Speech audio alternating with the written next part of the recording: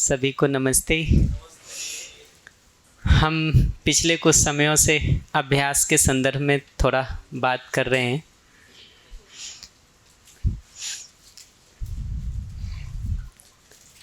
तो हमने अभ्यास को देखिएगा कि कहाँ से बात शुरू की थी। तो अभी तक की पूरी बात को अगर मैं समेट करके कहूँ तो एक अभ्यास हम इस बात का कर रहे हैं कि अस्तित्व की मूलभूत सच्चाई के प्रति सजग रहा जाए। वैसी सच्चाई जिस पर ध्यान बने रहने मात्र से हमारा भाव ठीक रहता है। ठीक है, पहला बात तो ये कह रहे हैं। दूसरा ये कह रहा हूँ कि ध्यान बने रहने के बावजूद भी अगर पुराना कुसंस्कार जोर ही मार जाए और उसमें हम उतर ही जाएं तो होश पूर्वक वहाँ पर दुख दर्शन और दोष दर्शन किया जाए। परिणाम के रूप में सुख मिल रहा है कि दुख मिल रहा है, कितना सुख मिल रहा है, कितना दुख मिल रहा है, इसका हिसाब लगाया जाए। ताप के रूप में हमारी स्थिति सहजता और संगीतमयता और सुख की है या असहजता अंतर विरोध और दुख की है, इसका हिसाब लगाया जाए। संस्कार के रूप में उस संस्कार को पुष्ट करने से हम अपने रोग को पाल पोस करके बड़ा कर रहे हैं या अपने सुसंस्कार की अभिवृद्धि कर रहे हैं, इसका हिसाब लगाना शुरू किया जाए। ठीक है, ये दूसरा अभ्यास मैं कह रहा हूँ तब करने के लिए जब होश रहने के बावजूद पुराना संस्कार जोर मार के हमको उधर खींच ही लेके चला जाए, या बेहोशी में भी खींच करके हम चले गए उस तरफ और अब होश आ रहा है कि हम तो गड्ढे में गिर गए हैं, तब ये ऑब्जर्व करने के काम को शुरू किया जाए। एक बार उसमें दुख दर्शन होना शुरू हो जाए तो उसका कॉरस्पॉन्डिंग सही जीने का जो स्वरूप है उसके अभ्यास को वापस शुरू कर लें। तो एक बार द्वेष दिखाई देता है तो स्नेह का अभ्यास शुरू कर लें। द्वेष में दुख दर्शन दोष दर्शन होता है तो स्नेह का अभ्यास शुरू कर लें। अहंकार दिखाई देता है, वहाँ दुख दर्शन दोष दर्शन होता है तो सरलता का अभ्यास शुरू कर लें। अपमान दिखाई देता है तो सम्मान का अभ्यास शुरू कर लें। हम एक एक भाव के संदर्भ में थोड़ा एक्सपेंड कर देंगे कि किस बात को ध्यान में रखने से वो अभ्यास करना सरल होता है।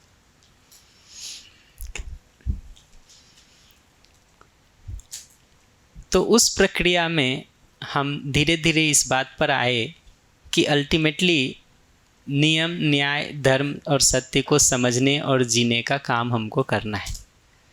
तो अंततोगत्वा नियम को समझने और नियम पूर्वक जीने का अभ्यास हमारा पहला काम है।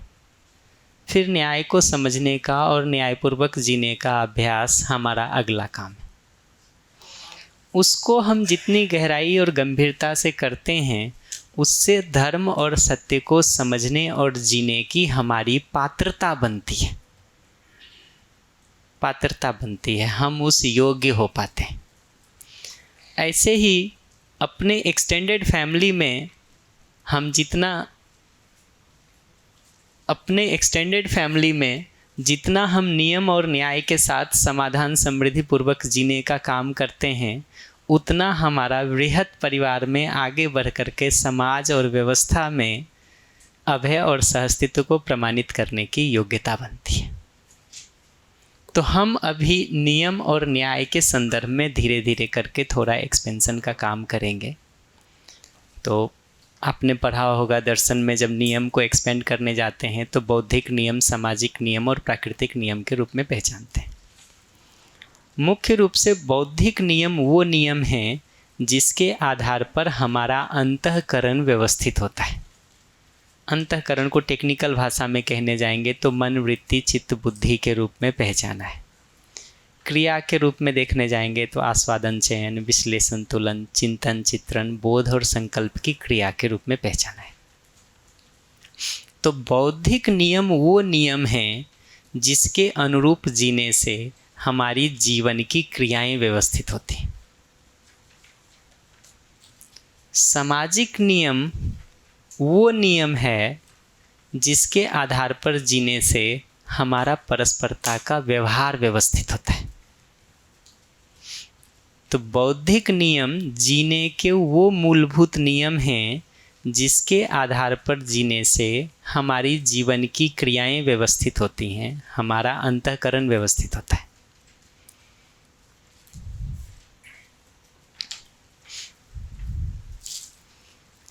सामाजिक नियम वो नियम है जिसके आधार पर जीने से हमारा परस्परता का व्यवहार नियंत्रित होता है, व्यवस्थित होता है। और प्राकृतिक नियम को देखेंगे तो ये जीने के वो नियम हैं जिसके आधार पर शेष प्रकृति, ये जो मानव के अलावा मानवेतर प्रकृति है, मनुष्येतर प्रकृति है, उसके साथ हमारा जीना व्यवस्थित हो पाता है, संगीत में हो पाता है। तो ये तीनों नियमों के पालन से देखिएगा तो क्या होगा, तो बौद्धिक नियम से जीवन में स्वयं में व्यवस्था, सामाजिक नियम के अनुपालन से परस्परता में व्यवहार के ठीक होने के आधार पर मानव के साथ व्यवस्था, और प्राकृतिक नियम का अनुपालन करने से शेष प्रकृति के साथ ठीक जीने से मानवेतर प्रकृति के साथ व्यवस्था। ठीक है। ये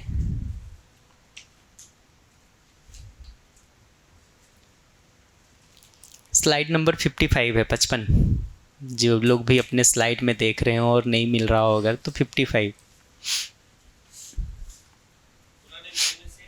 एकदम।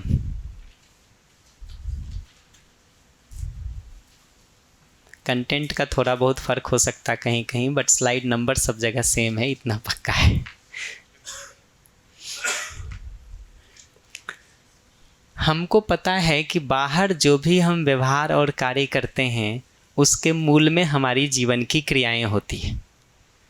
तो वहाँ से ये बात भी पता चलता है कि बौद्धिक नियम ही वस्तुतः सामाजिक और प्राकृतिक नियम का आधार है। अगर हमारी जीवन की क्रियाओं के आधार पर ही हमारा व्यवहार और कार्य होता है तो जीवन क्रियाएं जिन नियमों के आधार पर व्यवस्थित होती हैं वही आधार बनेगा सामाजिक नियम का और प्राकृतिक नियम का। तो अभी हम पहले बौद्धिक नियम को एक्सपेंड करने का काम करेंगे, फिर सामाजिक और प्राकृतिक नियम को भी थोड़ा कर लेंगे।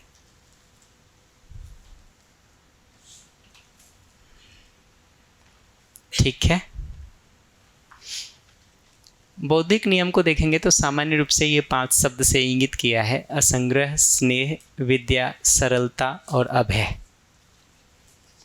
असंग्रह, स्नेह, विद्या, सरलता, अभय।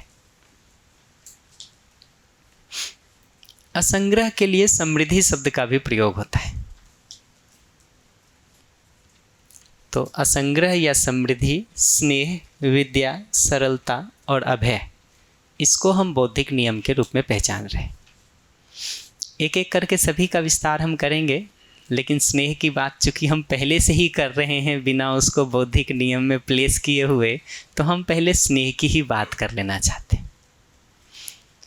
उसको हम पहले इसलिए भी करना चाहते हैं कि मनुष्य का ज़्यादातर समय जो समस्या है वो दूसरे मनुष्य के साथ है, जो स्नेह से सॉल्व होता है। ठीक है, इसलिए हम उस बात को पहले कर लेना चाहते हैं, फिर असंग्रह पर, विद्या, सरलता और अभय पर आएंगे। वैसे तो विद्या का बात सबसे पहले होना चाहिए क्योंकि वो आधार बनता है हमारे किसी भी वो में जीने का। लेकिन चूँकि आप अध्ययन का काम पहले से कर चुके हैं, शिविर कर चुके हैं, पुस्तकों का पठन कर चुके, सार सत्र कर चुके, तो मैं मानता हूँ कि विद्या के रूप में कुछ निश्चित काम आप में हो चुका है। ठीक है, सूचना के रूप में कुछ निश्चित सूचनाएं आप तक पहुंची हुई हैं और उसकी स्वीकृति आप में बनी हुई है। उस आधार को लेकर के हम चल रहे हैं, इसलिए हम वहाँ से शुरू कर ली, अन्यथा बात तो पहले उसकी करनी पड़ती।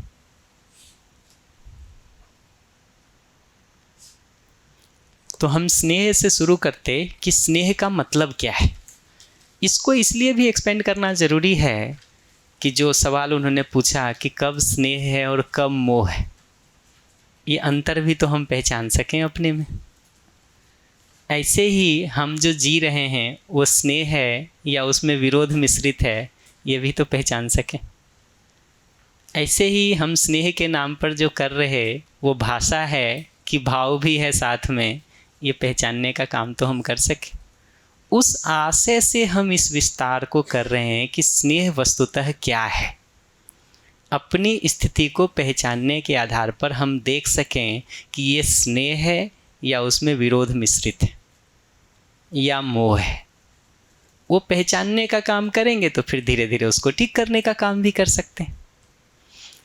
तो स्नेह का बहुत सिंपल मतलब है कि मैं आपका शुभ चाहता हूँ, ये मूल में है स्नेह के। अगर मैं आपका शुभ नहीं चाहता हूँ तो मेरा स्नेह एक भाषा है, भाव नहीं है।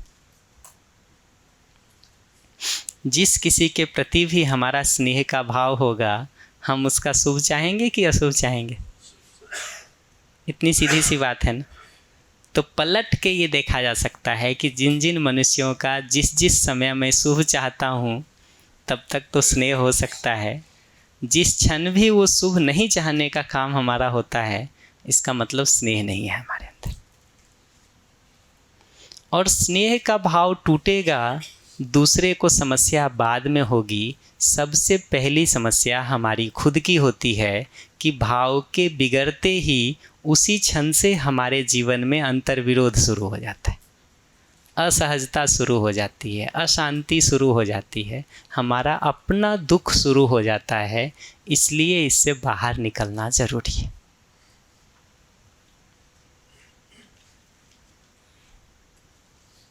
ठीक है।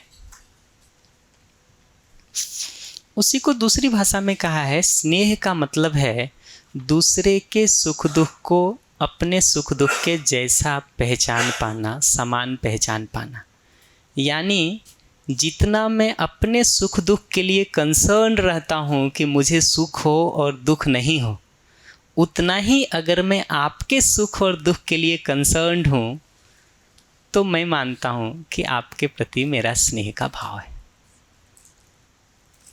अगर अपने सुख दुख के लिए मैं अधिक कंसर्न्ड हूँ, आपके सुख दुख के लिए कम कंसर्न्ड हूँ, तो मेरा स्नेह एक भाषा है, भाव नहीं।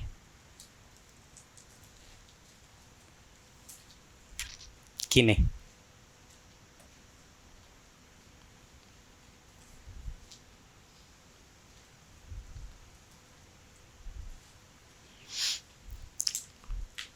लास्टली ये बात लिखा है कि दूसरे की उपलब्धियों में इतना प्रसन्नता हो पाना जितना स्वयं की उपलब्धियों में होता है, ये भी स्नेह की एक पहचान है। कि आपकी उपलब्धियों से मुझे उतनी ही प्रसन्नता होती है जितना मुझे स्वयं की उपलब्धियों से होता है। ये स्नेह की एक पहचान है।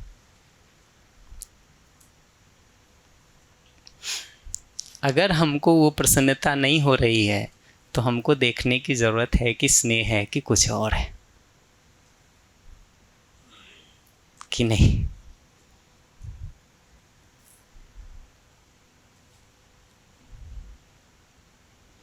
कठिन तो नहीं लग रहा किसी को?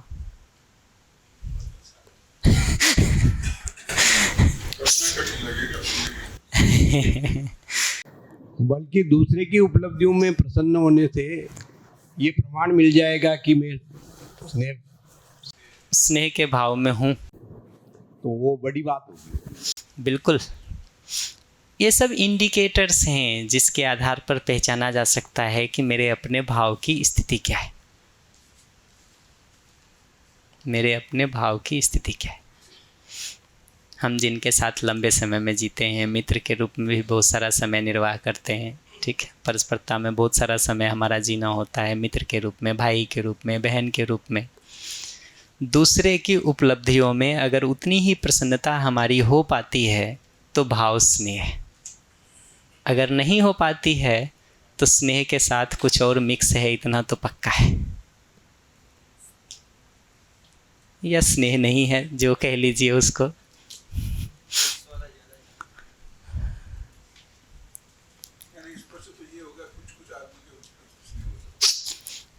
वही अभी स्थिति क्या है वो तो देखा जाए, कुछ कुछ आदमी के प्रति है, कभी कभी है, कितना है, वो हिसाब लगाया जाए। मैं मानता हूँ कि स्वयं का ये निरीक्षण करने का काम खुद ही करना चाहिए। हमारा काम तो सिर्फ उसके पैरामीटर्स पर बात कर लेना है, वो भी आपकी सहमति से कि पैरामीटर ठीक है कि नहीं, आप ही से तय करवाना है, हमको तो कुछ उसमें तय करना नहीं है।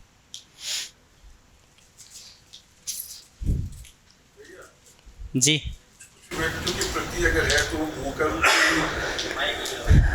निश्चित रूप से। हाँ, ये जो ये कह रहा था जी कि जी अगर स्नेह का भाव कुछ व्यक्तियों के हो सकता है, ऐसा जो मन में हमारे भाव आया, तो वो एक मोह का रूप नहीं होगा क्या कुछ व्यक्तियों के प्रति? निश्चित रूप से वो एक स्तर पर मोह से मिश्रित है, या दूसरी भाषा में कहूँ मैं तो वो स्नेह कंडीशनल है। ठीक है, कुछ खास कंडीशन पर आधारित है। वो कंडीशन जब तक बना रहता है तब तक तो स्नेह है, वो कंडीशन जिस क्षण में टूट जाता है स्नेह भी गायब हो जाता है। कुछ व्यक्तियों के लिए भी अगर निरंतरता में ये बना रहने लगे ना तो अच्छी उपलब्धि है। कुछ व्यक्तियों के लिए भी, थोड़े व्यक्तियों के लिए भी अगर वो कंटिन्यूटी में बना रहने लगे, निरंतरता में बना रहने लगे तो अच्छी उपलब्धि है। पारिवारिक संबंधों में बना रहे तो भी उपलब्धि आ जाएगा। पारिवारिक संबंधों में बना रहे तो बहुत बड़ी उपलब्धि है, क्योंकि सेम व्यक्ति के प्रति अगर वो जैसे परिवार में भी देखना भैया, तो अपना ही बच्चा है, वो भी अगर अपने मन के अनुकूल करता है तब वो अच्छा लगता है, पर अगर मन के अनुकूल नहीं होता तो एक क्षण के लिए वो ब्रेक तो होता ही है। तो ये मतलब इंडिकेटर है कि वो कंटिन्यूटी में नहीं रहता, अपना ही बच्चा है तब भी। एग्जैक्टली अगर ऑब्जर्व करने जाइएगा ना तो बहुत बार वो दिखाई देता है कि अपने परिवार में भी हम उसकी कंटिन्यूटी को मेंटेन नहीं कर पाते हैं। ज्यादातर समय कर सकते हैं, ऐसा हो सकता है, पर कंटिन्यूटी तो नहीं हो पा रही। तो जितने क्षणों में कंटिन्यूटी नहीं होती है उतने क्षणों में तो ये मानना ही पड़ेगा कि स्नेह ब्रेक हो रहा है, ब्रेक हो रहा है। ब्रेक हो रहा है, जैसे काउंट किया जाएगा, ऐसे तो मुझे लगता है कि है ही नहीं, तो होती ही है। मतलब अगर मैं देख पा रही हूँ कि अपने बेटे के साथ ही मैं देख पा रही हूँ, उसके अलावा तो कोई भी नहीं है, इवन मम्मी के साथ भी नहीं देख पा रही हूँ, क्योंकि उनके प्रति भी मेरे मन में विरोध रहता है। वैसे मैं बहुत सारे समाज के साथ जुड़ी हूँ और हेल्प करती हूँ, पर इस जगह तो मैं बिल्कुल गरीब हूँ, क्योंकि बेटे के साथ भी 100% नहीं है।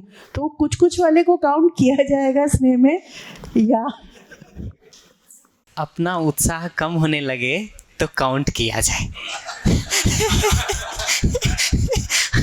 और जब लगे कि उत्साह कम हो रहा है, ठीक है, तो फिर काउंट नहीं किया जाए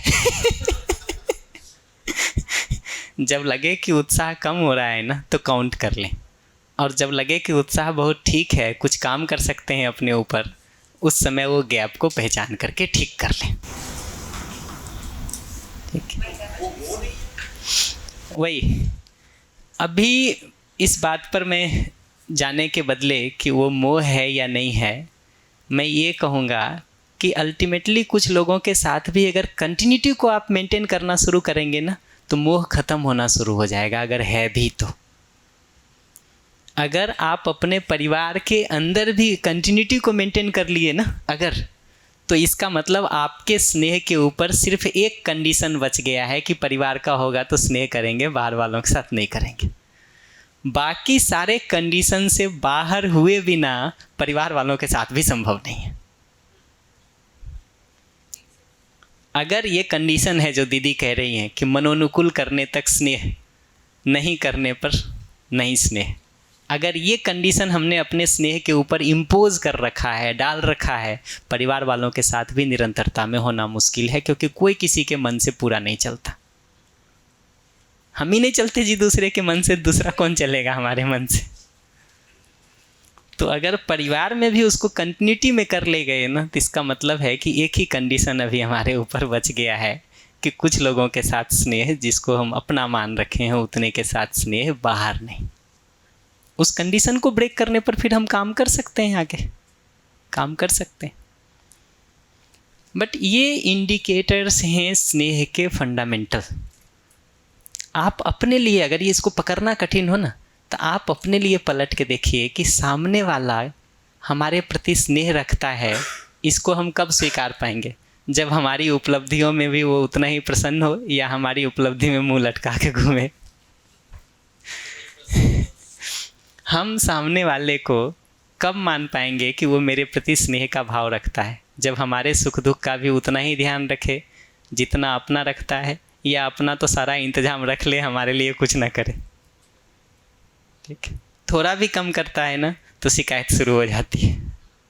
हमको दिखता है कि ये भेदभाव कर रहा है हमारे साथ, अपने जैसा नहीं स्वीकारता है हमको।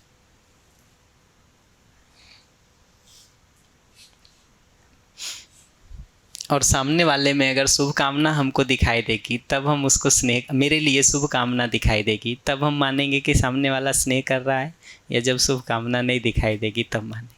पलट के भी देख सकते हैं, पलट के देखना भी कई बार आसान होता है।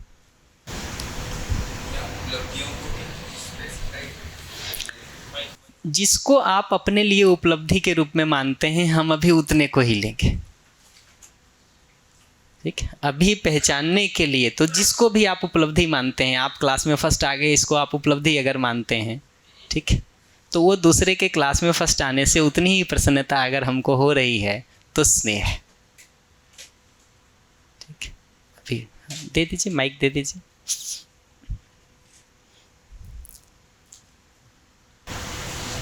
जिसको अपने लिए उपलब्धि नहीं मान रहे हैं और उस कैटेगरी में अगर किसी की उपलब्धियां हैं और उसमें हम प्रसन्न नहीं हो रहे हैं, तो इसको कैसे? दुखी तो नहीं हो रहे हैं, प्रसन्न नहीं हो रहे हैं, यहाँ तक तो ठीक है। दुख तो नहीं हो रहा है, ऐसा तो नहीं लग रहा है कि बच्चा गलत काम में फंस गया, बेकार समय खराब कर रहा है। अगर ये हो रहा है तो फिर स्नेह नहीं है, फिर मुद्दा प्रसन्न नहीं होने का नहीं है, मुद्दा परेशान होने का है। ठीक है, परेशान होने का है। तो वो जगह से आप देखेंगे तो निश्चित रूप से स्नेह का अभाव है। चाहे वो प्राकृतिक नियमों के, सामाजिक नियमों के विपरीत है। वही, अगर उसको मैं ठीक से देखूं तो आप प्राकृतिक नियम और सामाजिक नियम के विपरीत भी जिएंगे तो मैं आपके प्रति स्नेह का भाव रखूं कि विरोध का भाव रखूं? ठीक है, और स्नेह का भाव रखने का मतलब, ठीक है, मैं आपके प्रति नाराज़गी रखूं, ठीक है, या आपको अपना स्वीकार करके ठीक होने के संदर्भ में जो सहयोग कर सकता हूं वो करूं? नहीं, बात प्रसन्न होने की हो रही है। बात कोई प्राकृतिक नियम, बात परेशान होने की नहीं हो रही है, प्रसन्न होने की हो रही है। ठीक है, प्रसन्नता नहीं भी हो हमको तो परेशानी का कारण तो नहीं बनेगा, परेशानी का कारण तो हमारा नहीं बनेगा। अगर हमारा परेशानी का कारण बन रहा है तब तो स्नेह टूट रहा है, इतना पक्का कहा जा सकता है। नहीं, मेरे परेशानी का कारण नहीं बन रहा। आपकी परेशानी का, ओवरऑल जो परेशानी है वो तो पूरी मानव जाति की परेशानी, वो ठीक है, उसका कारण कुछ हद तक हो सकता है, वो भी बहुत छोटे लेवल पर। अगर प्रसन्नता नहीं होती, हाँ वो ठीक है, वो प्रसन्नता इसलिए नहीं हो रही कि फिर आप उसको उपलब्धि मानते ही नहीं है। ठीक है, आपकी दृष्टि में उपलब्धि नहीं है, समस्या है, इसलिए नहीं मानते हैं, तो कोई बात नहीं, लेकिन परेशानी का कारण नहीं बनना चाहिए, वो ध्यान में रखना जरूरी है। इसको थोड़ा और आगे बढ़ा के कहूँ ना, तो स्नेह जिसके प्रति भी हम रखते हैं उसके लिए मूल में उसके प्रति क्षमा का भाव होना ज़रूरी है, शिकायत मुक्त होना ज़रूरी है। अगर आपने हमारे साथ कुछ ठीक नहीं किया है और उसकी पीड़ा मेरे अंदर बनी हुई है, ठीक है, तो मैं किसी भी तरह से आपके प्रति हमेशा स्नेह रख ही नहीं सकता, क्योंकि वो पीड़ा जिस क्षण भी हमको याद आएगी, ठीक है, भाव मेरा बिगड़ जाएगा। और पीड़ा आने का मतलब ही है कि हम उसको क्षमा नहीं कर पाए हैं। भाषा में हमने कितनी बार भी कह दिया हो कि मैंने क्षमा कर दिया, लेकिन अगर आपके किसी पुराने किए हुए काम की पीड़ा अभी भी हमको बन रही है, वो घाव अभी भी रिस रहा है और दर्द दे रहा है, इसका मतलब घाव भरा नहीं है, इसका मतलब क्षमा नहीं हो पाया है, वो घाव तो यथावत हमको दर्द दे रहा है।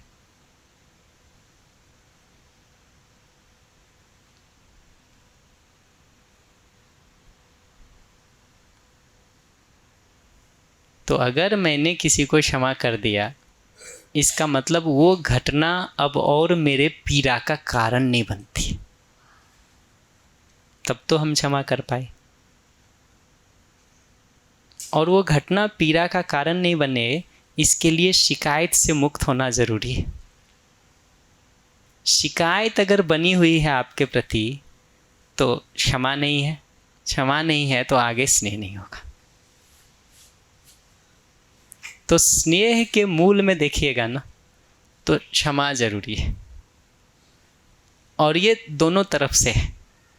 दूसरे ने जो ठीक नहीं किया हमारे साथ, उन स्मृतियों से भी हम बाहर आ पाते हैं, ये दूसरे को क्षमा करने का मतलब है। और हम जो ठीक नहीं किए अगले के साथ, उसको भी स्वीकार करके हम आगे बढ़ के उसको ठीक करने का काम अपने में कर पाते हैं। ठीक है, ये क्षमा का मतलब है। तो खुद अपनी गलतियों के लिए गिल्ट में जाने की भी बात मैं नहीं कह रहा हूँ, ठीक है, बल्कि वो स्वयं को क्षमा करने का एक हिस्सा है। ठीक है, और करके हम उसमें आगे बढ़ सकते हैं। और आगे बढ़ने का मतलब यही है कि हम उन गलतियों को दोबारा नहीं करने का निर्णय ले पाते हैं, वो योग्यता विकसित कर पाते हैं। माइक दे दीजिए।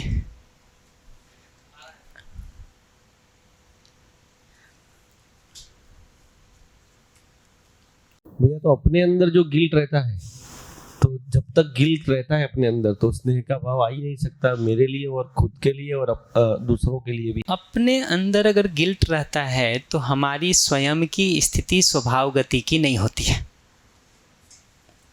अपने अंदर अगर गिल्ट रहता है तो हमारी स्वयं की स्थिति स्वभाव गति में नहीं होती है। ठीक है, चूँकि हम स्वभाव गति में नहीं हैं इस समय, इसलिए स्नेह के नाम पर हम जो भी एक्सप्रेस करेंगे वो मिक्स्ड ही निकलेगा। तो बहुत विरोध करेंगे हम, ऐसा नहीं होता उस समय, लेकिन स्नेह के तहत अपने दायित्व कर्तव्य का जितना निर्वाह हम कर सकते थे वो नहीं कर पाते। अगर गिल्ट में हम हैं तो स्नेह के तहत जितना दायित्व कर्तव्य का हम निर्वाह कर सकते थे सहजता में, वो नहीं हो पाता है हमसे। तो भैया, जैसे ये जितने भी मूल्य है वो स्वयं के साथ हो सकते हैं, जैसे स्वयं के साथ स्नेह हो सकता है, क्योंकि पहली रिक्वायरमेंट तो एक मैं खुद के साथ खुद को क्षमा कर पाऊँ तभी दूसरे को कर पाऊंगा। तो मतलब जितने भी मूल्य है उसको स्वयं की सापेक्ष में देख सकते हैं पहले, फिर परस्परता में देखे। ऐसा है कुछ कि वो परस्परता में ही होते हैं। सभी मूल्यों को करें ना करें, बट स्वयं में विश्वास की बात तो हम करते ही हैं। तो उसका मतलब जितने मूल्य है वो पहले स्वयं और परस्परता दोनों में वही मैं सभी के लिए अभी उस बात को नहीं कह रहा हूँ, फिर भाषा में थोड़े बहुत मॉडिफिकेशंस होते चले जाएंगे, बट स्वयं में विश्वास की बात तो हम करते ही हैं ना, कि नहीं? ऐसा ही जो ये तो क्लियर है ना, 6 इंडिकेटर जो लिखे हुए हैं स्वायत्त मानव के, उसका पहला ही है स्वयं में विश्वास। ठीक है, फिर है श्रेष्ठता का सम्मान और बाकी मुद्दे, व्यवहार में, सामाजिक, व्यवसाय में स्वावलंबी, प्रतिभा, व्यक्तित्व में संतुलन। ठीक है, हाँ, एक मिनट दीजिए, जो भी पूछ रहे हैं इनको रिस्पॉन्ड कर देता हूँ। तो अभी जब हम क्षमा की बात कह रहे हैं तो निश्चित रूप से स्वयं को क्षमा करने का मतलब है गिल्ट से बाहर आ पाना। ठीक है, गिल्ट से बाहर आ पाना, इस अर्थ में मैं इस शब्द को प्रयोग कर रहा हूँ। कोई और शब्द भी देना चाहे दे लें, फर्क नहीं पड़ता, शब्दों में कुछ विशेष नहीं रखा है जी। वस्तु एक बार ठीक से पकड़ में आने लगे, उसको किसी भी शब्द से इंगित कर लें, फर्क नहीं पड़ता। इतना ध्यान रखना ज़रूरी है कि स्वयं में गलतियों को अगर हम क्षमा करके आगे बढ़ रहे हैं तो हम उस गलती हमसे हुई इसको हम स्वीकार सकें। ठीक है, और आगे उसको ठीक करने के लिए जो करना है वो कर सकें, तब तो वो स्नेह है। ठीक, अगर यही है कि हम उसको भूल के दोबारा वही गलती करने के लिए तैयार बैठे हुए हैं तो न क्षमा है न स्नेह है। और बहुत बार ऐसा होता है कि हम वही गलती करते हैं, फिर थोड़े दिन रोते धोते हैं, फिर वही गलती कर डालते हैं, तो लूप चलता रहता है। हाँ, कोई पूछ रहे थे कुछ दीदी? हाँ, आते। जी भैया, ये जो दूसरों की गलतियों के लिए क्षमा कर पाना, तो इसको भी मैं अभ्यास 2 के साथ भी कहीं पे कुछ इस तरह से कनेक्ट कर पा रही हूँ कि बाहर कोई घटना हुई, तो अभी तक मेरा ऐसे चल रहा था कि बाहर कोई घटना हुई, फिर उसका निर्णय, उसकी संवेदना पढ़ने का निर्णय तो मैं देती हूँ, और फिर मुझे अपनी मान्यता या समझ के आधार पे मैं उसको मतलब देखती हूँ कि उसको समझने की कोशिश करती हूँ और फिर प्रतिक्रिया देती हूँ या नहीं देती हूँ। इस तरह का काम तो किया था, लेकिन बाहर जो घटना हुई उसके लिए जब क्षमा कर पाना हो जाता है तो ऑटोमेटिकली फिर प्रतिक्रिया नहीं होती। अगर कोई सामने आदमी मतलब मानव उस पुरानी घटना के कारण प्रतिक्रिया नहीं होती है, नई वाली के कारण तो हो सकती है। ठीक है, आपने अभी हमारे साथ कुछ खराब किया, उसकी प्रतिक्रिया तो हो सकती है, लेकिन जो कुछ भी आपने पुराना कर रखा है उसके कारण प्रतिक्रिया नहीं होगी। अभी हमारी बहुत सारी जो प्रतिक्रिया होती है ना, वो तो पुराना जो स्टोर है उसके कारण होता है जी। अभी की घटना जो होती है वो तो टिप ऑफ द आइसबर्ग होता है। ठीक है, वो तो सिर्फ माचिस लगने का एक तात्कालिक कारण होता है। इतिहास में हम लोग पढ़ते थे प्रथम विश्व युद्ध के कारण में एक होता है तात्कालिक कारण, एक होता है उसके पीछे 10 साल 20 साल से इकट्ठा हो रहा कारण, कि नहीं। तो अभी तो बहुत बार जो हमारा गुस्सा निकलता है, रिएक्शन निकलता है ना, उसका तात्कालिक कारण बहुत थोड़ा है। ठीक है, पीछे का कारण बहुत स्टॉक है जो पाइल्ड अप है। ठीक है, उसके कारण वो ऐसा निकलता है। तो क्षमा जो है ना वो दोनों जगह पर है। आते हैं प्रश्न पर, आपको इसको पूरा कर देता हूँ कि दूसरों की गलतियों के संदर्भ में क्षमा कर पाने का मतलब है वो पुरानी सारी जो गलत की हुई चीज़ें हैं वो अब मेरी स्मृति का हिस्सा नहीं है। अब भी वो मेरे मानस में घूम घूम के नहीं आती है। अब वो मेरे मानस में अगर आती भी हैं तो एक घटना के रूप में दिखाई देती हैं, न कि मेरे दुख का कारण बनती है। ठीक, दुख का कारण नहीं बनती। दुख का कारण अगर बन रहा है तो क्षमा नहीं है। ठीक है, ये जो गलती वाला है वो तो बार बार होता रहता है, वो तो मैं खुद में तो देखता हूँ। क्षमा भी मांग लेता हूँ और गलती भी करता हूँ, तो उसके लिए क्या अभ्यास किया जाए? उसके लिए जो मूलभूत अभ्यास है वो तो जिस गलती को हम कर रहे हैं उसका कॉरस्पॉन्डिंग सही क्या है उसको पहचान करके उसको अभ्यास करने का काम पहले से शुरू कर दें। जैसे हमको मान लीजिए गुस्सा आता है, ठीक है, उदाहरण ले रहा हूँ मैं, तो गुस्सा का कॉरस्पॉन्डिंग सही वाला भाव जो है वो शांति है। तो स्वयं में शांति कैसे बनी रहे उसके कुछ अभ्यास को हम पहले से ही शुरू करके रखें, ये गुस्सा से बाहर आने का सबसे अच्छा उपाय है। कैसे करेंगे अगर पूछेंगे ना तो इसका उत्तर ये है, अगर हमारे अंदर अपमान बार बार आ जाता है तो सम्मान को कैसे सुनिश्चित करके हम रख सकते हैं, ये उपाय को हम पहले से ही ढूंढ के रखें और उसके अभ्यास में पहले से ही जुट जाएं, ये उससे बाहर आने का उपाय है। अहंकार के कारण अगर हम दूसरे से टकरा जाते हैं बार बार, तो अहंकार का कॉरस्पॉन्डिंग जो सही भाव है सरलता का, उसको हम पहले से अभ्यास करने में तत्पर रहें, लगे रहें, ये उपाय है उससे बाहर आने का। ये ऐसे ही है कि अगर हमको पहले से पता चल गया कि मेरा लंग्स कमज़ोर है, फेफड़े मेरे कमज़ोर हैं, ठीक है, इस कारण से किसी भी जगह पे जाता हूँ तो बहुत जल्दी हमको सांस की बीमारी हो जाती है, तब एक उपाय तो है कि बीमारी हो जाए तो कुछ इलाज की बात करें। हमको एक बार पता चल गया कि लंग्स कमज़ोर है तो मूल काम बनेगा लंग्स को स्वस्थ रखने के लिए जो कुछ भी आहार औषधि लेना है वो लेने का काम हम शुरू कर दें, जिससे हमारा लंग्स स्वस्थ रहने का काम हो सके। तो जो भी हमारे अंदर कुप्रवृत्तियाँ उठती हैं उसके कॉरस्पॉन्डिंग सद प्रवृत्ति क्या है उसको पहचान करके पहले से ही विकसित करने का अभ्यास हम शुरू कर दें, ये करने का मूल काम है। तो एक एक भाव के संदर्भ में कैसे उसको करेंगे उसको थोड़ा और एक्सपेंड कर दूंगा मैं कि किस सच्चाई पर ध्यान बनाए रखने से कौन सा अभ्यास सरलता से हो जाता है। वैसे तो घूम के करेंगे तो किसी से भी करिए सब हो जाएगा, लेकिन स्टार्ट करने के लिए कहाँ ध्यान रखें तो क्या होना सरल है उस पर थोड़ा ध्यान दिला दूंगा। क्रोध का करेस्पॉन्डिंग शांति है, क्षमा। आप जो ले लीजिए, कोई फर्क नहीं पड़ता। क्षमा ले समझ में आता है, क्षमा का अभ्यास कर डालिए। शांति समझ में आता है, शांति का अभ्यास कर डालिए। क्या फ़र्क पड़ता है? और काम का करेस्पॉन्डिंग शिष्टापूर्ण लज्जा आगे आएगा, आएगा। जो नौ मूल्य की बात कर रहे हैं, तो इसमें जो स्नेह है, ममता है और वात्सल्य है, ये स्पेसिफिक है क्योंकि हम कुछ लोगों के साथ ही उसको संबंध के रूप में देखते हैं। ये तो फिर सबके साथ नहीं। यहाँ जब हम बौद्धिक नियम में स्नेह की बात करते हैं ना, तो ये वस्तुतः हर किसी के साथ स्नेह के संदर्भ में बात हो रही है, जो धीरे धीरे अभ्यास पूर्वक प्रेम में बदल जाता है, जो धीरे धीरे अभ्यास पूर्वक प्रेम में बदल जाता है।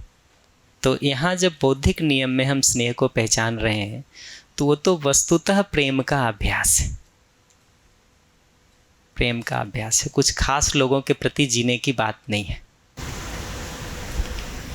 स्थापित मूल्य में जब देखते हैं तो आप स्थापित मूल्य में जब हम स्नेह को देखते हैं तो निश्चित रूप से एक एक के संदर्भ में उसको शुरू करते हैं, क्योंकि वहाँ स्नेह और प्रेम अलग अलग है।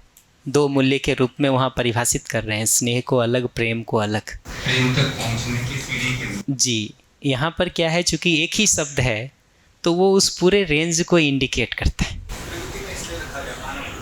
जी जी,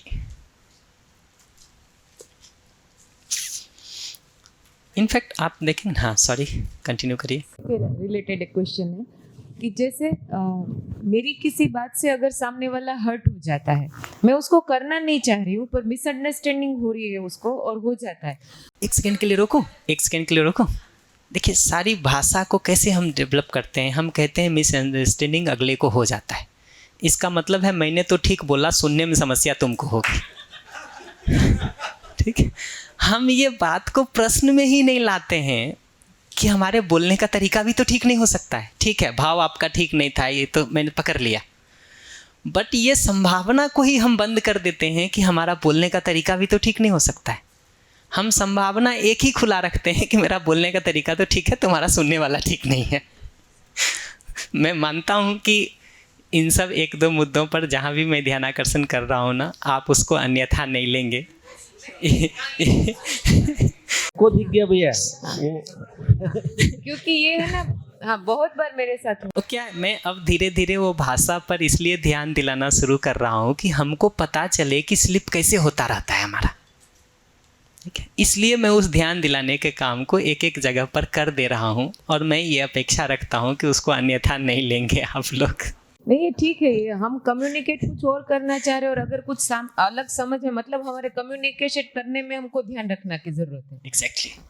हाँ, तो मैं ये कह रही थी कि अगर वो सामने वाला हर्ट हो जाता है जबकि मैं चाह नहीं रही होती हूँ, फिर जब मुझे पता चलता है कि वो हर्ट हो गया तो उसका गिल्ट फीलिंग मेरे अंदर बहुत लंबे समय तक रहता है।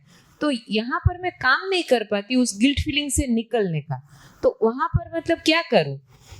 वो संस्कार बहुत स्ट्रॉन्ग है मेरे अंदर, गिल्ट फीलिंग वाला। सबसे पहले तो उस गिल्ट फीलिंग में दुख दर्शन करके उसका सदुपयोग करना चाहिए कि दोबारा इस गड्ढे में नहीं गिरना।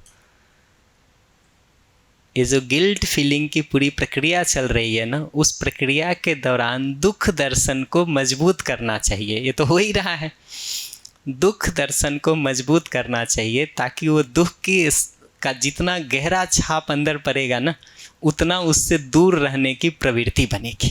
मतलब मैं उस गिल्ट से दुखी हूँ, उसको महसूस कर सके, महसूस कर सके और दिखाई दे कि वो प्रक्रिया हमारे लिए कितनी खतरनाक है। वो दिखाई देगा ना, तो उस प्रक्रिया में दोबारा ना जाएं, उसका मन बनेगा। एक बात तो मैं ये कहूँगा सबसे पहले। उसके बाद यह है कि उस गिल्ट से निकलने के लिए क्या करें। बहुत सिंपल काम करना चाहिए, जो गलत एकदम काम करेगा करके देखिएगा। आपके कुछ ठीक नहीं करने से अगले का जो कुछ भी नुकसान हुआ है ना, उसकी भरपाई कैसे कर सकते हैं, उसका उपाय ढूंढ के कर दीजिए। हमारे कुछ नहीं करने से आपका कुछ नुकसान हुआ होगा ना, हमने क्षमा मांग ली। अब आगे आप पूछेंगे क्या करें, तो जो आपका बिगड़ा उसकी भरपाई करने के लिए जो हमसे बन सकता है, उसको हम प्रसन्नता से करेंगे। कि नहीं? ये दो काम है जो कर लेना चाहिए। वो दुख दर्शन करना इसलिए ज़रूरी है कि उससे दूर रहने का टेंडेंसी बनेगा। ये जो हमको लगता है कि हम गिर जाते हैं ना उस गड्ढे में, वो गिरने के पहले दिखने लगेगा कि कितना गहरा गड्ढा है और गिरेंगे तो क्या होगा। और दूसरा, उस पुराने वाले से बाहर निकलने का सबसे अच्छा तरीका यही है कि अगले को उसका जो भी समस्या होता है उसकी भरपाई के लिए जो हम कर सकते हैं वो कर डालें। इनफैक्ट सही अर्थों में देखेंगे ना तो प्रायश्चित का पॉजिटिव मतलब मेरी दृष्टि में ये है, मैं किसी दूसरे की किसी परिभाषा की कोई बात नहीं करूँगा। ठीक, लोग हमसे एक बार पूछ रहे थे इसी संदर्भ में कि मध्यस्थ दर्शन में कहीं प्रायश्चित का जिक्र है क्या। मज़े की बात यह है कि 1972 के व्यवहार दर्शन में बहुत अच्छे से जो है वो पीछे कई सारे कोट्स लिखे हुए हैं, उसमें ये बात का बहुत अच्छे से जिक्र है कि अपनी सारी गलतियों को प्रायश्चित से धो डालो। ठीक, प्रायश्चित से धोने का मतलब यही है कि हमारी गलती के कारण जो जो समस्या अगले को हुई है उस समस्या से बाहर निकलने में हम उसका सहयोग करते हैं।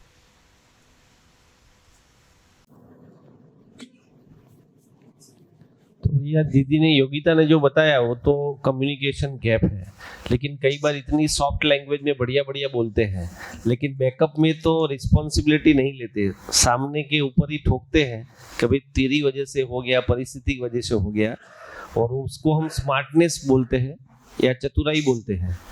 तो उससे निकलने का क्या रास्ता है?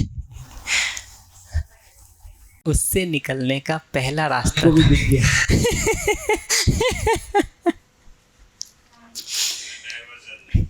ये जिसको चतुराई कह रहे हैं ना, जिसको स्मार्टनेस कह रहे हैं ना, थोड़ा बस ऑब्जर्व करना शुरू करिए कि उस प्रक्रिया में आपकी स्थिति क्या हो रही है, उसके फल परिणाम के रूप में दूसरे पर प्रभाव क्या पड़ रहा है।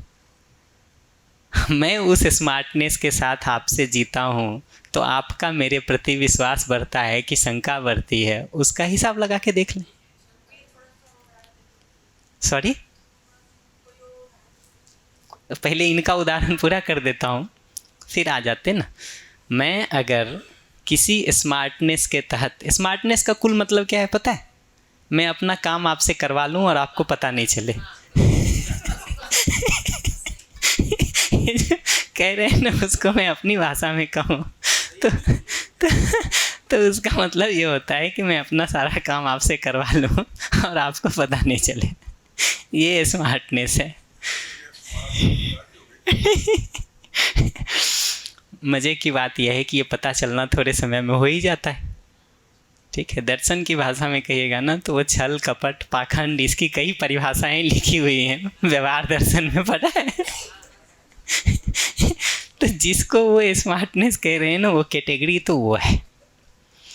हमको बहुत अच्छे से देखना चाहिए कि उस प्रक्रिया में जीते हुए हम आराम में रहते हैं कि परेशान रहते हैं, ये ऑब्जर्व किया जाए। और वो दुख जितना अधिक दिखाई देगा, अभी दिखता भी है ना परेशान रहते हैं, कहीं ना कहीं मन के एक कोने में, मैं फिर से कह रहा हूँ कुछ अन्यथा नहीं लीजिएगा, कहीं ना कहीं मन के एक कोने में ये रहता है कि यार ठीक है इतनी परेशानी हो रही है बट इतना अच्छा भी तो हो रहा है हमारा। तो ये जो इतना अच्छा हो रहा है हमारा जो हम मान रखे हैं ना, वो जस्टिफिकेशन है इस बात का कि इतना तो चलता है, अब इतना दुख तो झेलना पड़ेगा अगर ये सब करना है तो। ठीक, हमको धीरे धीरे ये पकड़ना पड़ेगा कि किस किस तरह से हम अपनी कमियों को जस्टिफाई करके रखे रहते हैं, उसको हमको धीरे धीरे पकड़ना पड़ेगा। तो ये दिखना शुरू हो जाए कि इस ओवर स्मार्टनेस की प्रक्रिया में दुख है, बल्कि उसका सारा अगर ठीक से देखिएगा ना, तो जब से आप उसका अगला तो जब करेगा तब करेगा, जब से आप उसका प्लानिंग करना शुरू करते हैं ना, ठीक है, उसी समय से अपने अंदर एक असहजता शुरू हो जाती है कि यार वो मानेगा कि नहीं मानेगा, ठीक है, एग्जीक्यूट प्रॉपरली होगा कि नहीं होगा, पता चल गया बीच में तो क्या करेंगे। ठीक है, दो बात पूछ दिया तो किस तरह से उसको बहलाना है या झूठ बोलना है, वो सब हिसाब हम एक एक करके लगाना शुरू कर देते। होना ही है जी, ये ऑब्जर्वेशन करना शुरू करेंगे तो दिखेगा कि मिला कुछ खास नहीं, लॉस हुआ बहुत सारा। ये ऑब्जर्वेशन करना जब ठीक से शुरू करेंगे ना उस प्रक्रिया का, तो दिखेगा कि मिला क्या और खोए क्या। ऐसे ही उसके कंसिक्वेंस या फल परिणाम का ऑब्जर्वेशन करेंगे तो ये दिखेगा कि परस्परता में जो विश्वास पूर्वक हम जीना चाहते हैं वो सदा सदा के लिए अविश्वास में बदल गया। ठीक, मैं किसी के साथ आ रहा था अभी रास्ते में, जब नर्मदा यात्रा में ट्रैवलिंग कर रहा था। मैं सारे उदाहरण उसके बहुत सारे इसलिए दे रहा हूँ कि अभी जस्ट वहाँ से आया हूँ। किसी ने हमको बताया कि चल रहे थे हम लोग, उससे पूछे कितना दूर है, तो ये हुआ कि 12 किलोमीटर दूर है। 6 घंटे की स्पीड थी, 6 किलोमीटर प्रति घंटे की स्पीड थी हमारी। 5:15 बज रहा था, तो ये हुआ कि हम 7:15 बजे पहुँचेंगे। 6:50 में उसने कहा कि शायद हम 7 के पहले पहुँच जाएं। हमने कहा असंभव है, क्योंकि हम कितना भी तेज़ चलेंगे 6 का 6:30 बदल देंगे, 5 मिनट मुश्किल से बचेगा, 7:10 के पहले तो हम नहीं पहुँच सकते। और सचमुच हम 6:57 पे पहुँच गए। ठीक, तो उसने हमको बाद में कहा कि दूरी एक्चुअली 12 किलोमीटर थी, नहीं थी, 10 किलोमीटर थी। ठीक, पर हमने सोचा कि समय से 7 बजे तक हम पहुँच जाएं, हम कहीं बीच में और बैठ करके लेट ना हो जाएं, इसलिए मैंने तुमको ये कहा था। ठीक, बात तो बहुत अच्छी है, कुछ गलत भी नहीं। अगली बार मैं जब भी उससे सवाल पूछता हूँ ना कितनी दूरी है, और वो बताता है कि 6 किलोमीटर तो हमारा पहला मानस यही होता है कि यार ये 8 भी हो सकता है, इसका कोई भरोसा नहीं।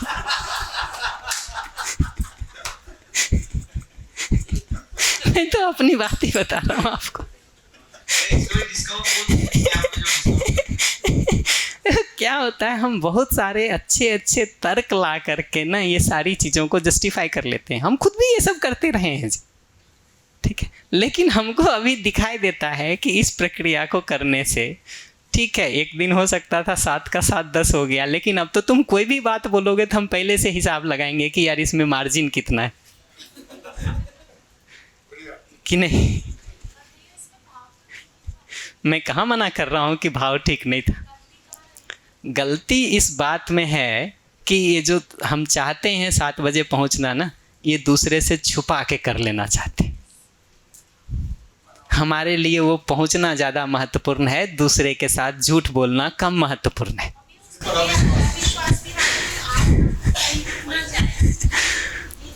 वो तो है ही, और उसने सदा सदा के लिए उसके वाक्य के ऊपर तो हमको वो बैठा दिया ना जी। भैया इसको ही मैनिपुलेशन या कैजुअलनेस बोलते हैं। निश्चित रूप से मैनिपुलेशन की अलग अलग टेक्निक्स हैं ये सब, और उसके बहुत जस्टिफाइड उत्तर हैं कि उससे ये भला हो जाता है, वो भला हो जाता है, तुम्हारे लिए ही तो कह रहे थे। भाई हमारे लिए कह रहे हो तो एक बार हमसे भी तो पूछ लो कि हमको क्या ठीक लगता है कि नहीं। तो धीरे धीरे देखेंगे ना, तो ये प्रक्रिया का हिसाब लगाने के लिए मैं इसीलिए कह रहा हूँ, और वो परिणाम, ताप, संस्कार, ये सब को देखने के लिए इसीलिए कह रहा हूँ कि उसमें ठीक से दुख दर्शन हो पाएगा। हम एक बार वो करना शुरू करते हैं ना, जितनी बार हम वो काम करते हैं, जिसको हम चालाकी कह रहे हैं, धूर्तता कह रहे हैं, हमारी भाषा में कहिएगा तो धूर्तता है वो, जितनी बार भी हम वो करते हैं ना, उतनी बार हमारा चालाकी का संस्कार और मजबूत होता है। ठीक है, हर अगली परिस्थिति में मानस उस तरफ चलना शुरू हो जाता है, क्योंकि आपने एक लाइन खोल लिया है नया झूठ बोलने का, धोखा देने का, चालाकी से काम को करने का, मानस तो उस तरफ जाएगा ना जी। और जितनी ज़्यादा बार उसको करेंगे उतना ज़्यादा उस दलदल में हम उलझते चले जाते हैं। तो भैया मैं सार सत्र के बाद ये संस्कार थोड़ा कुछ देख पाया, मेरे अंदर भी ये था। फिर ये अभ्यास दर्शन के बाद मैंने डिटेल में भी देखा, तो कहीं ना कहीं बचपन में कुछ घटनाएं हुई, डिटेल तक या 3री या 4थी कक्षा में था मेरे ख्याल से, एग्जैक्टली याद नहीं आ रहा है। तो वो वक्त पे जो मेरी मनोस्थिति थी वो मैं ओवरकम नहीं कर पाया, और पापा के साथ जो संवाद हुआ इसके बाद जो भी जस्टिफाई कर पाया, मैनिपुलेशन कर पाया, उस पे आपने जैसे बोला संस्कार बनता गया, इसकी वजह से मेरे को सफलता भी मिली। लेकिन सफलता के साथ साथ जो आपने बोला विश्वास टूटा, अपने आप पे विश्वास टूटा, वननेस टूटा, कई रिलेशनशिप की भी बैंड बजी, ये मैं देख पा रहा हूँ अभी पिछले 6-7 महीने से मैंने वर्क किया। तो जो सफलता भी आप कह रहे हैं ना, वो सफलता इस पैमाने पर तो मिल सकती है कि कुछ पैसा मिल गया होगा, कुछ पद मिल गया होगा, कहीं प्रमोशन मिल गया होगा। सुख के टर्म में अगर सफलता को मापेंगे ना, हाथ खाली मिलेगा। लॉस में है, खाली नहीं, खाली से भी माइनस बोल सकते हैं। एक ये शेयरिंग है, ये जो अभी मैनिपुलेशन की बात चल रही थी, ये पिछले 6-8 महीने से मैं ये एक्सरसाइज कर रहा हूँ कि जितना ये कायिक वाचिक मानसिक में एक सूत्रता रहती है ना, उतना विश्वास का लेवल बढ़ता है। जहाँ पे मेरा आचरण में मैं जो बोलता हूँ और वो नहीं करता हूँ ना, उतना विश्वास का लेवल कम हो जाता है। होगा ही ना जी, होगा ही ना। सॉरी, आप बहुत देर से कुछ कहना चाह रहे थे, तब भी माइक था आपके पास, मैंने ध्यान नहीं दिया, सॉरी। का मतलब तो ये हुआ कि आप किसी अच्छे काम के लिए, किसी की जान बचाने के लिए झूठ बोल रहे हैं, तो वो भी गलत है। अब क्या है कि ये ठीक पूछ रहे प्रश्न। देखिए, अब क्या है कि हम बात को एक एक्सट्रीम केस में ले जा करके सॉल्व करना चाहते हैं, ठीक है। एक सामान्य धर्म होता है, एक आपद धर्म होता है। हम पूरी ज़िंदगी को आपद धर्म में कन्वर्ट कर देंगे या ज़िंदगी सामान्य धर्म से चलेगी। और ये सब शब्द मैं सामान्य भाषा का प्रयोग कर रहा हूँ, आप धर्म को विद्या से मत उठा के ले आइएगा। जिंदगी वो सामान्य धर्म से चलेगी या आपत्ति काल के धर्म से चलेगी, हमको पहले ये तय करने की ज़रूरत है, ठीक है। तो बहुत कोई विपरीत परिस्थिति वैसी दिख ही रही हो, जैसे मेरी ज़िंदगी में तो आज तक ये स्थिति नहीं आई कि किसी की हत्या हो रही हो और मुझे उसको बचाने के लिए झूठ बोलना पड़ा हो। मेरी ज़िंदगी में तो नहीं आया है, ठीक है। कहानियों में ज़रूर पढ़ा है मैंने भी, ठीक है, कहानियों में पढ़ा है, लेकिन ज़िंदगी में आज तक नहीं आया है मेरे वो सिचुएशन। तो अगर आपद धर्म के रूप में वहाँ झूठ बोलना पड़ता भी हो तो बोल लें, पर ये समझ में आना चाहिए कि मेरे इतने साल की ज़िंदगी में तो ये कभी नहीं आया, इसका मतलब इस कारण से मुझे कभी झूठ बोलने की ज़रूरत नहीं पड़ेगी, ठीक है। बाकी लगता है तो बोल लें, कोई बात नहीं। अब जैसे भैया ने बोला कि हम किसी की जान बचाने के लिए झूठ बोल देते हैं, ठीक है, पर यही तो बात हो जाती है, आपके अपने मुंह के शब्द तो बेकार हो गए ना बोले हुए, आपकी बात पे कोई विश्वास नहीं करेगा। अब जैसे मेरे साथ ही होता था, अगर जैसे मेरे को डांट पड़ रही होती थी, पापा ने कोई मुझसे इन्फॉर्मेशन मांगी कि आप गए थे वहाँ और मुझे आंसर नहीं देना, पापा को झूठ नहीं बोलना, मैं चुपचाप खड़े होकर उनकी डांट खाती रहूँगी पर कोई आंसर नहीं दूंगी। क्यों? क्योंकि मैं उनसे झूठ नहीं बोलना चाहती और डांट तो पड़नी है, तो उस चक्कर में फिर ज़्यादा फोर्स नहीं होता था कि कम से कम इस बच्चे ने मेरे से झूठ तो नहीं बोला। अगर हमें किसी की जान भी बचानी है या कुछ भी कहना है, हम अपने मुंह से वो सब तो नहीं निकाला जिससे कि सामने वाले के पन्नी हमारे शब्दों का कोई मतलब ही ना रहे। जो बोले वो उसको हम 100% कर तो सके, ये चीज़ मेरी अपनी मानता होती है और शायद मैं इसी चीज़ से बड़ा दुखी भी रहती हूँ क्योंकि मैं जो सामने वाले से चाहती हूँ कि वो हमेशा झूठ बोले कि नहीं यार मैंने तो तेरे को बचाने के लिए ऐसा बोल दिया, तो वो चीज़ ज़्यादा तकलीफ देती है कि यार कम से कम हम साफ तो कहो। है ना, बेटे को थप्पड़ मारे और जब रोए ना तो कहते हैं बेटा तुम्हारी भलाई के लिए ही तो कह रहे हैं। हाँ, चीज़ तो वही हो रही है ना। उन्होंने हत्या का उदाहरण लिया इसलिए मैं उस पर कुछ नहीं कहूँगा, लेकिन बाकी जितने भी उदाहरण है ना, वो सब में अगर ये तरीका अपनाएंगे ना, तो जो मैं थोड़ी देर पहले कह रहा था ना कि एक समय पे जा कर के बेटा पलट के जवाब देगा और कहेगा पिताजी आप ही के लिए तो कह रहे हैं, ठीक है, इससे आपकी ज़िंदगी बेहतर हो जाएगी। तो इसलिए मैं अधिकतर ये बात कम से कम आप झूठ मत बोलिए, सामने वाले ने आपने मुझे सच नहीं बताना तो मत बताओ, पर चुप रहिए फिर। पर मैं आपको अभ्यास के लिए एक छोटा सा बिंदु कहूँगा, बुरा नहीं मानिए। नहीं बुरा नहीं मानेंगे। वो एकदम सिंपल है कि दूसरा जब झूठ बोल दे ना तो अपना खून मत जलाइएगा। पर भैया फिर उसके ऊपर विश्वास भी नहीं करते, जैसे ये भी आपने बोला कि वो हम 2 घंटे तो पहले से मार्जिन लेके चलेंगे, भाई इसने वो चीज़ बोल रहा है, फिर आगे से हम उसकी बात पे वो भी नहीं कर पाते हैं। निश्चित रूप से अगर योग्यता की जगह पर देखेंगे तो ये बात तो आ जाएगी, लेकिन बात तो 100% हाँ, आएगी। लेकिन उस समय भी और अभी कहते हुए भी मुझे ये बात बहुत अच्छे से स्मरण में बनी रहती है कि मूल में तो वो आदमी सूख जाता है। ठीक, ये बात बनी रहती है, ये मिस नहीं होता है।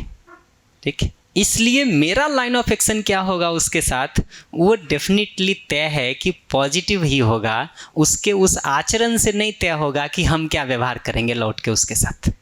पर भैया कुछ उस टाइम के लिए तो हम परेशान तो रहेंगे ना। वही, जितनी देर के लिए ये सच्चाई पर से ध्यान हट जाता है, या जितनी देर के लिए हमको ये लगता है कि मैं अपने भाव को दूसरे के व्यवहार पर ही तय करके रखूँगा, ये जो हमने मान्यता बना लिया है ना कि अपने भाव का आधार मैं अपनी समझ को नहीं बना करके तुम्हारे व्यवहार को ही बनाऊँगा, ये जिद है हमारा।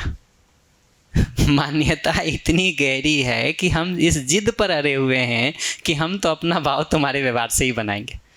तुम सच बोलो तो प्रसन्न होंगे, तुम झूठ बोलो तो नाराज़ होंगे। आपके झूठ बोलने का हमारी नाराज़गी से क्यों अंतर संबंध हो जी? अभी मैं थोड़ी देर पहले ही बात कर रहा था किन्हीं से, मोबाइल को लेकर के बात हो रही थी। ठीक है, कि भाई मोबाइल रख सकते हैं कि नहीं, यूज़ कर सकते क्या, कोई कर रहे, कोई कहीं दिखाई दे रहा होगा। ठीक है, हमारा एकदम सिंपल कहना है कि देखिए हमारा जो दायित्व था हमने निभा दिया। ठीक, अब उसके साथ कोई रखना ही चाहता है तो रखे जी, उसको देख के हम अपना खून जलाएंगे क्या? उसको देख के हम अपना खून जलाएंगे क्या? हम अपने भाव का आधार आपके आचरण को क्यों बनाएं? मैं तो बार बार कहता हूँ कि गलती आपने की झूठ बोल करके, सजा हम अपने को दें खून जला के। ये बुद्धिमत्ता है क्या? ये बुद्धिमत्ता है क्या?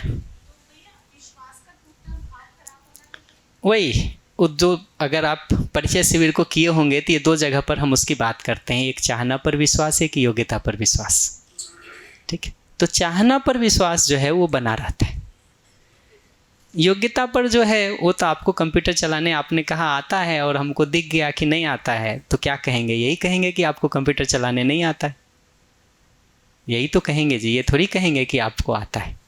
ये जो दो अंतर करते हैं ना हम बार बार, चाहना और योग्यता पर, तो चाहना पर विश्वास हमारा बना रहता है, जिसको मैं बार बार कह रहा हूँ कि मूल में आप शुभ ही चाहते हैं, ये बात हमको साफ साफ दिखाई देती रहती है।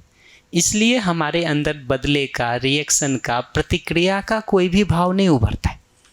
भाई आप गाली दोगे तो हमको गाली तो सुनाई देगा ना, आप विरोध करोगे तो हमको दिखाई तो देगा कि विरोध कर रहे हैं और वो ठीक नहीं है, ये भी दिखाई देगा।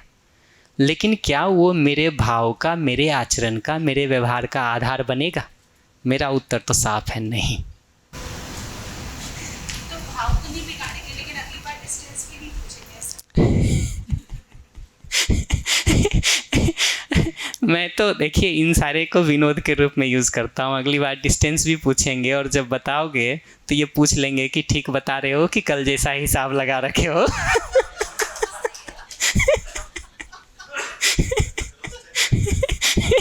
हम तो इतना अच्छे से पूछेंगे, डिस्टेंस भी पूछेंगे, साथ में ये भी पूछेंगे कि ठीक बता रहे हो कि कल जैसा हिसाब लगा रहे हो, और इतनी ही सहजता से पूछेंगे। भैया जैसे हमारी मम्मा हमें एक बात हमेशा बोलती थी, बेटा अपना हाथ और अपनी जुबान से निकली हुई बात, इस दोनों पे हमेशा कायम रहना, और अधिकतर आज तक हैं जो भी हम बोलते हैं, तो इसलिए सामने वाला बंदा भी इतना फेथ करता है, इन्होंने बोल दिया तो उसको वो करके रहेगा, चाहे वो कोई भी हो। वो चीज़ है, तो क्या ये मेरी मान्यता बन गई और इसी के लिए मैं दूसरे की वजह से भी परेशान रहती हूँ कि उसने अपनी बात को क्यों एटी कर दिया, I mean, मुझसे झूठ क्यों बोला। उसमें कठिनाई क्या होती है कि अपने लिए मैं विश्वास के साथ, सम्मान के साथ, स्नेह के साथ हमेशा जीऊँगा, जीऊँगी, ये निर्णय तो ठीक है। दूसरा भी मेरे साथ ऐसा ही जिए, ठीक है, और हर परिस्थिति में जिए, और नहीं जिएगा तो मैं भी ठीक नहीं जी पाऊंगी, मैं भी अपना मन खराब कर लूँगी, ये निर्णय ठीक नहीं है। ये निर्णय ठीक नहीं है कि दूसरा मेरे साथ सही, इसको एकदम सिंपल भाषा में कहूँ तो दूसरा मेरे साथ सही नहीं जिएगा तो मैं अपना मन खराब कर लूँगा। तो फिर उसका सोल्यूशन क्या होगा? वो तो फिर मेरा मन तो मेरा वैसे ही, वही मन हमारा तब खराब होगा जब इस दूसरे के गलत करने को ही हम प्रधानता से ध्यान रखे हुए हैं। हम बार बार ये कह रहे हैं कि ये अभ्यास करके देखिए कि जब दूसरा झूठ बोल रहा हो तब भी ये बात हम देख सकें कि मूल में तो वो सही बोलना चाहता है। ठीक है, मूल में तो वो सही बोलना चाहता है, मूल प्रवृत्ति तो उसकी सही बोलने की ही है। भय से, घबराहट से, चिंता से, परेशानी से, अपने किसी लोभ से, लालच से वो झूठ बोल रहा है। बट झूठ बोलते हुए भी वो अपने में असहज है, ये खुद ही उसको स्वीकार नहीं है। ये बात हमको अगर दिखते रहती है ना अगले के लिए, तो अगला का झूठ बोलना हमको एक मानसिक रोग के रूप में दिखाई देता है। सामने वाला एक रोगी के रूप में दिखाई दे, ठीक है, आप उसका सिर फोड़ोगे कि उसका साथ स्नेहपूर्वक जो इंतजाम करना है वो करोगे?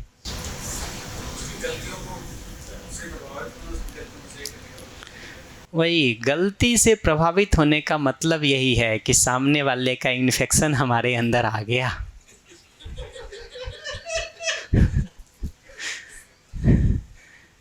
कि नहीं? इतना ही तो मतलब है जी। ये इसमें जो स्नेह में आपने बोला कि सुख में सुखी और दुख में दुखी, तो फिर मैं ये बिल्कुल नहीं कहा हूँ कि उसके दुख में दुखी हो लेना, कहीं नहीं लिखा हुआ है। पर भैया सुख में, जैसे उसका सुख रात भर मोबाइल चलाना है और मुझे पता है कि वो मेरे बेटे के लिए नहीं ठीक है, तो मैं तो उसके सुख में सुखी नहीं हुई। वही, अब अगर इसमें देखिएगा ना कि क्या हो रहा है, तो उसने सुखी होने का एक तरीका निकाल लिया है, मोबाइल चलाना। ठीक है, और हमको जो समस्या है वो उसके मोबाइल चलाने से। इतना ही तो कह रहे हैं आप। उसके शरीर से, मतलब उसका शरीर गड़बड़ होगा ना। वही, उसके आगे बढ़ाएंगे तो ये दिखाई देगा कि उसका शरीर ठीक नहीं होगा, स्वास्थ्य खराब होगा, और आगे देखेंगे तो शायद मन भी खराब होगा। ऐसे 10 कारण हो सकते हैं। ठीक है, यहाँ तक तो बात ठीक है। अब हमारा अगर उसके प्रति स्नेह का भाव बना हुआ है अगर, तो मूल में तो हम उसका सुख चाहते ही हैं ना। और उसके पहले मैं एक बात बता दूं कि रात भर मोबाइल चलाना कोई उपलब्धि नहीं है। ठीक है, यहाँ भी बता दूं कि दूसरे के सुख दुख को अपने सुख दुख के समान देख पाने का मतलब ये नहीं है कि उसको मोबाइल चलाने में सुख मिलता है तो हम भी मोबाइल चलाएंगे। ठीक है, उसका मतलब इतना ही है कि जैसे मैं अपने सुख दुख के लिए सजग रहता हूँ, वैसे ही मैं उसके सुखी होने के प्रति सजग हूँ कि नहीं हूँ। वस्तुतः आप अगर ठीक से देखेंगे तो उसका मोबाइल चलाना हमको समस्या इसीलिए दे रहा है कि हम उसके सुख के प्रति सजग हैं। ठीक है, उसको अभी दुख होगा, उसको अभी पीड़ा होगी, परेशानी होगी, ये देख करके ही तो वो शुरू हो रहा है कि नहीं। तो सजगता तो है, अगर वो देख रहे हैं तो सुख दुख के प्रति सजगता तो है, वहाँ तक कोई प्रॉब्लम नहीं है। इतना ही है कि उसको डील करने का उपाय कैसे करेंगे, वो स्नेह के भाव को बनाए रखते हुए होगा तो आगे रास्ता निकलेगा। उसमें अगर विरोध मिश्रित हो गया, डांट मिश्रित हो गई, तो कहना मुश्किल है कि गाड़ी किस तरफ जाएगी। अभी एक चीज और, उपलब्धि का क्या मतलब है? मतलब मेरे भाई ने 3 हॉस्पिटल बनाए, अब वो 4था बना रहा है और वो बहुत खुश है। और मुझे पता है ये बीमार हो रहा है, लास्ट से इतना बीमार हुआ है, इतना काम करता है, उसके लिए वो उपलब्धि है। तो ये उपलब्धि है या जो सहअस्तित्व में है वही उपलब्धि है? मैं इसको ऐसे कह रहा हूँ कि आप जिन चीज़ों को करने में अपने को मानते कि ये हमारी उपलब्धि थी, ठीक, इसका सामान्य मतलब क्या है उसको समझ लीजिए। आप जिन चीज़ों को अपनी ज़िंदगी में करेंगे तो हमको लगेगा कि ये उपलब्धि है। ठीक, अगला भी अगर उन चीज़ों को करता है तो हमारी प्रसन्नता उतनी होती है या ईर्ष्या का भाव होता है, ये पलट के देखने की ज़रूरत है। अब मैं नकारात्मक शब्द को भी प्लेस कर देता हूँ तो थोड़ा देखने में और सहज हो जाएगा कि मैं किसको कहना चाह रहा हूँ। ठीक, अगर उतनी ही उपलब्धि में प्रसन्नता नहीं होती ना तो ईर्ष्या के पैदा होने के चांस है। मैं क्लास 10th में पढ़ता था ना, तो जब मैं स्कूल से पास आउट हो रहा था तो जो स्कूल के बैचमेट्स जूनियर होते हैं बहुत बार कोट्स लिख करके कुछ न कुछ देते हैं। तो याद है हमको, हमारे एक जूनियर ने, हमारे हाउस का ही जूनियर था, उसने एक बड़ा बड़ा कोट लिख करके हमको दिया कि दोस्त इस संसार में दुनिया का सबसे घटिया आदमी होता है जिससे अपने दोस्त की प्रसन्नता नहीं देखी जाती। उससे पूछे फिर बाद में बुला करके कि भाई तुम्हारे पास ऐसा क्या हो गया जो ये ज्ञान आ गया तुम्हारे पास। तो उसने पलट के कहा कि वो नेतरहाट स्कूल है बिहार का, जिसमें 100 बच्चों को वो क्लास 7th में सिलेक्शन लेते हैं, प्रेस्टिजियस स्कूल माना जाता है। तो कहा कि जब तक हम दोनों तैयारी कर रहे थे और वो था तब तक तो ठीक था, मेरा सिलेक्शन हो गया और उसका सिलेक्शन नहीं हुआ, उस दिन से उसका सारा आचरण हमारे साथ बदल गया। ठीक है, तो बहुत बार जो मैं ध्यान दिलाना चाह रहा हूँ ना, वो उस जगह पर ध्यान दिलाना चाह रहा हूँ कि अगर वो मैत्री का भाव है हमारा, ठीक है, तो अगले की खुशी भी, अगले की उपलब्धि भी, अगले की प्रसन्नता भी हमको अपनी खुशी, अपनी उपलब्धि, अपनी प्रसन्नता के रूप में दिखाई देती है। ठीक है, इस आशय से मैं उस बात को इंगित कर रहा हूँ। आप अगर अपने उदाहरण में भी उसको देखेंगे ना, तो हॉस्पिटल बनाने को अगर ठीक काम मानते हैं तो बनाने तक प्रॉब्लम नहीं है। फिर से जो आपको शरीर का, स्वास्थ्य का, ये सब का कंसर्न हो रहा है ना, वो मुद्दा शरीर के स्वास्थ्य को जैसा आप स्वस्थ रहना चाहते हैं वैसा ही आप चाहते हैं कि वो भी स्वस्थ रहे। ये उपलब्धि है। अगर उपलब्धि मैच कराने जाएंगे ना कि क्या है, तो जैसा हम स्वस्थ रहना चाहते हैं वैसा ही अगले के भी स्वस्थ रहने से हमको प्रसन्नता हो पाए, ये उपलब्धि है। इसको मैं उपलब्धि कह रहा हूँ।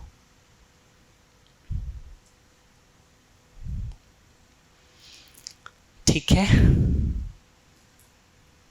कोई और बात हो तो बताइए, नहीं तो 1-2 बातें मैं और कर देता हूँ इस स्लाइड में जो हमको करना है। भैया अभी जैसे झूठ वगैरह की बात हो रही थी, तो एक सिचुएशन हो रहा है मेरे पास, उसका कुछ खास आंसर है नहीं मेरे पास। तो जैसे कई बार होता है कि घर पे पेरेंट्स किसी न किसी बात पे, हमें लगता है किसी बात पे टोकेंगे, तो हम उनसे थोड़ा बहुत झूठ बोल देते हैं। जैसे कोई महंगी चीज़ आ गई, उनको लगता है, मतलब उनके हिसाब से वो चीज़ इतनी महंगी नहीं आनी चाहिए, हमें लगता है कि ठीक है हो गया, तो हम कहते हैं कम बता दिया कि इतने की आई है। या फिर हम कुछ करने जा रहे हैं तो उनको लगता है नहीं, हमें लगता है नहीं, आज जा रहा हूँ, हमेशा थोड़ी करता हूँ ऐसे, तो थोड़ा बहुत बोल दिया। तो लगता है कि और फिर हम बोल देते हैं कि रिलेशन नहीं खराब होना चाहिए ना, थोड़ा बहुत चलता है। वही, इस सबको आप करिए, मैं मना नहीं कर रहा हूँ करने और नहीं करने से। मैं पहले बता दूँ, मेरे पास डूज एंड डोंट्स का कोई प्रेस्क्रिप्शन नहीं है, लेकिन बहुत अच्छे से 2-3 बात देखिएगा ध्यान से, कि घूम फिर करके कितनी बातें वापस माता पिता को पता चल ही जाती। आज चले, कल चले, परसों चले, चल ही जाता है। ठीक। दूसरा मैं ये कहूँगा कि ये बात को देखना शुरू करें कि अगर हमारे पास कोई ऐसा उपाय हो, अगर लगा के मैं कह रहा हूँ, अगर हमारे पास कोई ऐसा उपाय हो कि हम सच भी बोल सकें और माँ बाप की डांट भी ना पड़े, ठीक है, हम वो रूट अपनाना चाहेंगे या यही रूट अपनाए रखना चाहेंगे। ठीक, वो अगर एक बार समझ में आ जाए तो धीरे धीरे हमको समाधान के उन तरीकों पर काम करना चाहिए कि हम सही बात को कह भी सकें और मम्मी को नाराज़गी भी ना हो। और उसका उपाय ढूंढना हो ना, तो किसी मम्मी से यहाँ पूछिएगा कि मम्मी ऐसा कहना हो तो कैसे कहें तो तुम नाराज़ नहीं होगी। मैं उसका उपाय भी बता रहा हूँ आपको कि आपको बहुत सारे आइडिया मिल जाएंगे उसके। ठीक,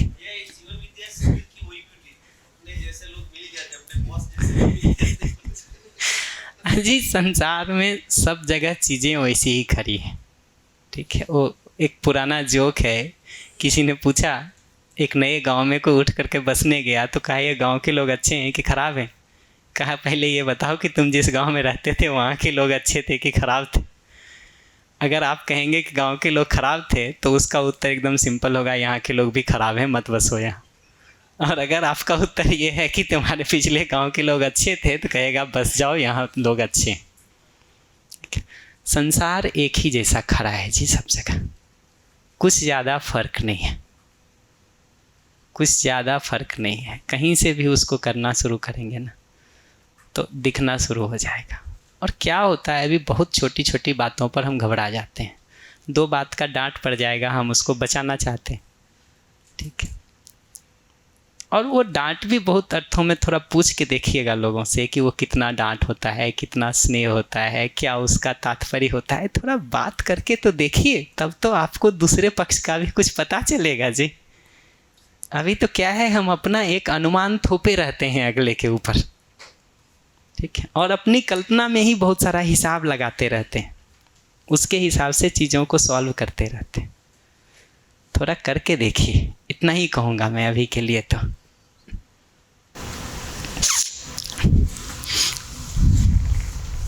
क्या होता अगर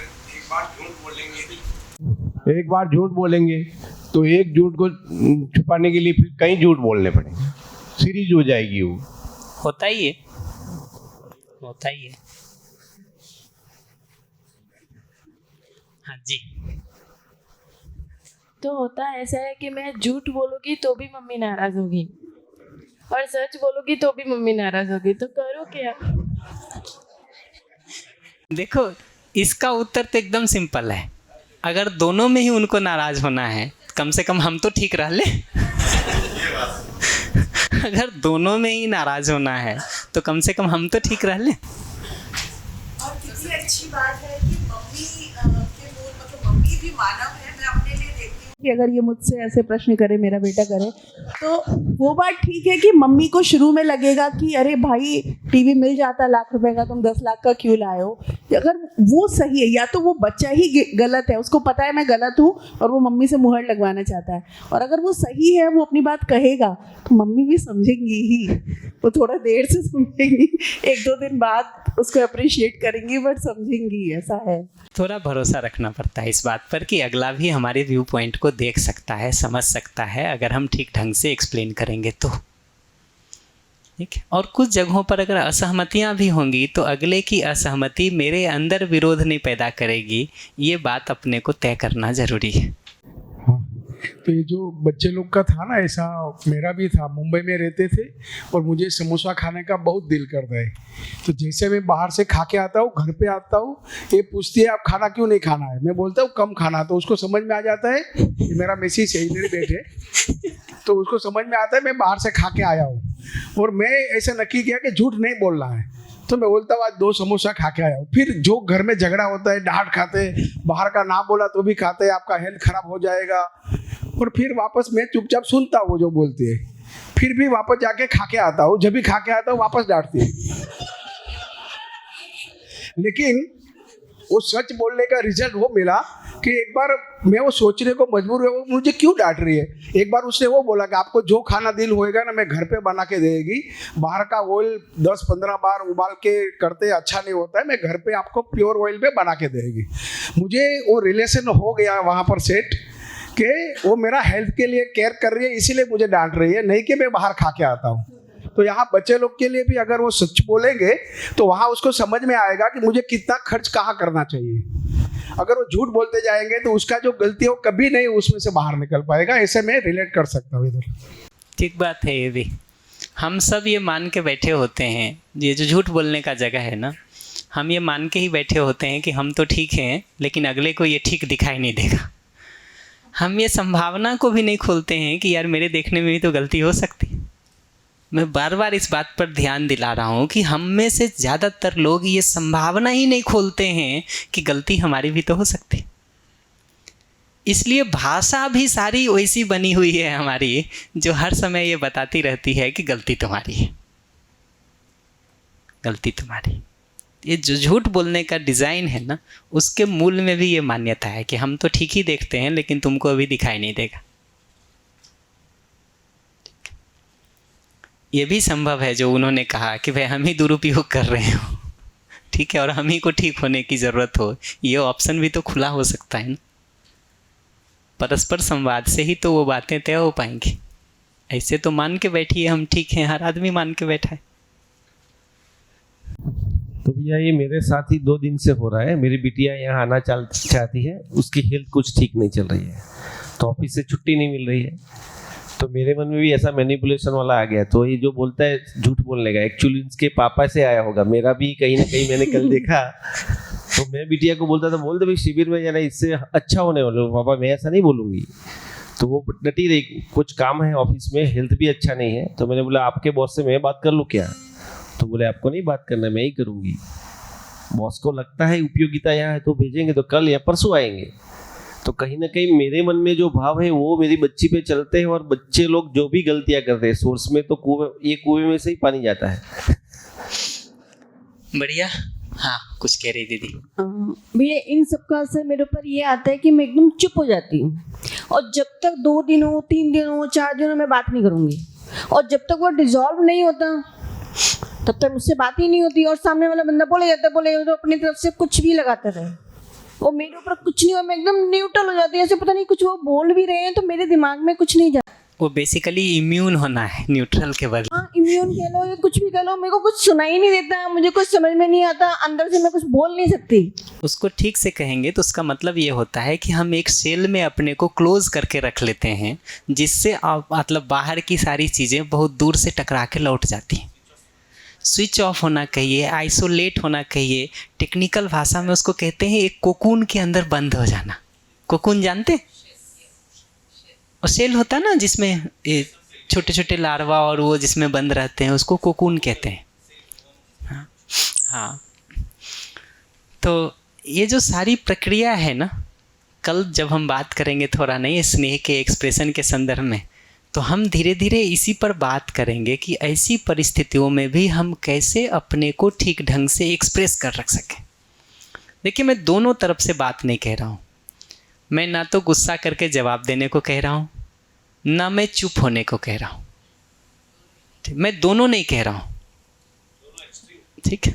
दोनों प्रॉब्लमेटिक है। मैं तो तीसरा जगह कह रहा हूँ कि स्नेह के भाव को बनाए रखते हुए अपनी बात को सटीकता से रख दें। या तो भैया हम ये भी चाहते होंगे कि सामने वाला हमसे बिल्कुल साफ क्लियर बात करे, पर वो एक्सक्यूज पर तर ना लगा के ये वो चीज़ ना लगे, या तो सामने वाला आपको एकदम बात करे तो शायद आपको सुनाई भी दे। ठीक कह रहे हैं। सामने वाले की भी वो बुद्धिमत्ता नहीं है ना, नहीं तो अगर उसको होता तो इस सिचुएशन में आपको नहीं डालता।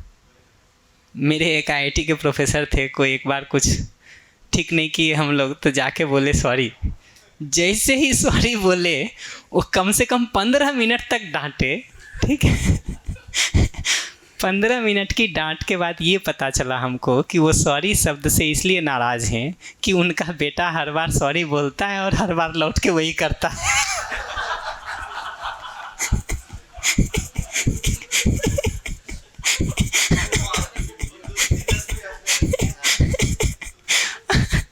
तो क्या है, जब आप PhD कर रहे होते हैं ना, तो फिर इतना छोटा कैंपस हो जाता है आपके लिए कि हर चीज़ एक दूसरे की पता चल जाती है। ठीक है, बीटेक में नहीं पता चलता उतना, लेकिन PhD में तो घर आंगन का सब पता चल जाता है एक दूसरे को।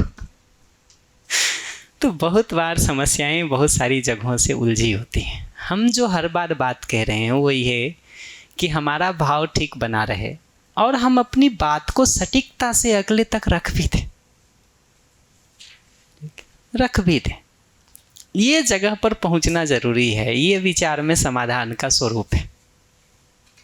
ना तो हम रिएक्टिव होकर के कुछ बोल रहे हैं कि गुस्सा मल्टीप्लाई हो, ना ही हम अपने अंदर अपने को क्लोज करके रख रहे हैं कि आगे कोई संवाद ही नहीं हो सके या हम अपने में परेशान रहें। और इस बात के लिए अगले में समझदारी होगी तो अगला इसके लिए कदम उठा सकता है, लेकिन अगर अगले में नहीं समझदारी है तो हम कदम उठाएंगे, क्योंकि हमको दिखाई देता है कि मेरे सुखी होने का उपाय यही है। फिर भैया इसमें हम कैसे कदम उठाएंगे? कल बात करेंगे ना उस पर। हमारा कल का वो टारगेट है, हम उसको कल इसी बात से शुरू करेंगे। सुनने की कला क्या हो, बोलने की कला क्या हो, वहीं से शुरू करेंगे कल। ये दो ही चीज़ तो है संवाद में, एक सुनने का art, the art of listening, the art of speaking. कल उस पर बात करेंगे। पर आज के लिए तो इतना ही कहूँगा मैं कि ये भाव को ठीक रखने वाले भाग को अगर हम कर पाते हैं, इस सच्चाई पर ध्यान बने रहने के आधार पर कि मूल में अगला मनुष्य हमारा शुभ चाहता है, इस सच्चाई पर ध्यान बने रहने के आधार पर अगर हम अपने भाव को ठीक रख पाते हैं तो हम क्रिएटिव रिस्पॉन्सेज सोच सकते हैं। अगर अपना ही भाव बिगड़ गया तो उसी का संतुलन बनाने में हालत ख़राब रहता है, क्रिएटिव रिस्पॉन्सेज का तो नंबर ही नहीं आता है। अगर निकलेगा भी मुंह से कुछ तो रिएक्टिव स्टेटमेंट निकलेगा, प्रतिक्रियात्मक बातें निकलेगी। ठीक है, आगे चलें। 2 बातें मैं इस संदर्भ में और कह रहा हूँ कि अगर हमारा आपके प्रति स्नेह का भाव है ना, तो हमारा ध्यान प्रधानता से उस स्नेह के तहत जो हमारा दायित्व कर्तव्य बनता है उसको निर्वाह करने पर प्रधानता से होता है, न कि आप हमारे साथ ये सब निर्वाह कर रहे हैं कि नहीं इसका हिसाब लगाने पर प्रधानता से होता है। अगर मेरे में स्नेह का भाव है तो यहाँ ध्यान होगा। अगर हमको आपसे सिर्फ स्नेह की अपेक्षा है तो यहाँ ध्यान होगा।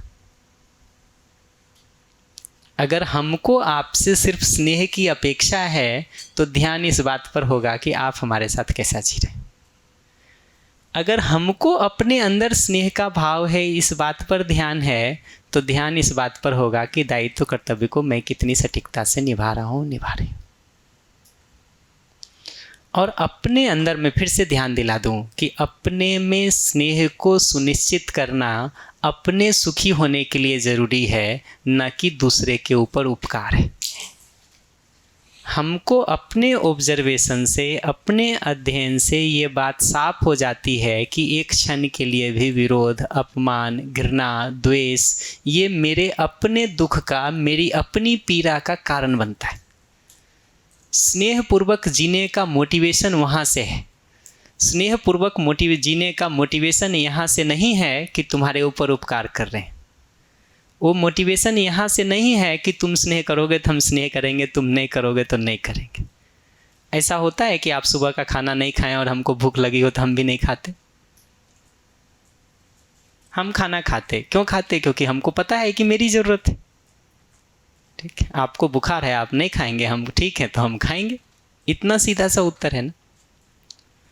एक बार हमको समझ में आता है कि मेरे स्वस्थ रहने के लिए, मेरी तृप्ति के लिए, मेरे सुखी होने के लिए प्रोग्राम ज़रूरी है, तो हम दूसरे का पन्ना पलट के नहीं देखते हैं कि दूसरा ये कर रहा है कि नहीं कर रहा है। दूसरे से ये सारा हिसाब लगाने का मतलब यही है कि हम अपनी तृप्ति को इससे जोड़ के नहीं देख पा रहे हैं।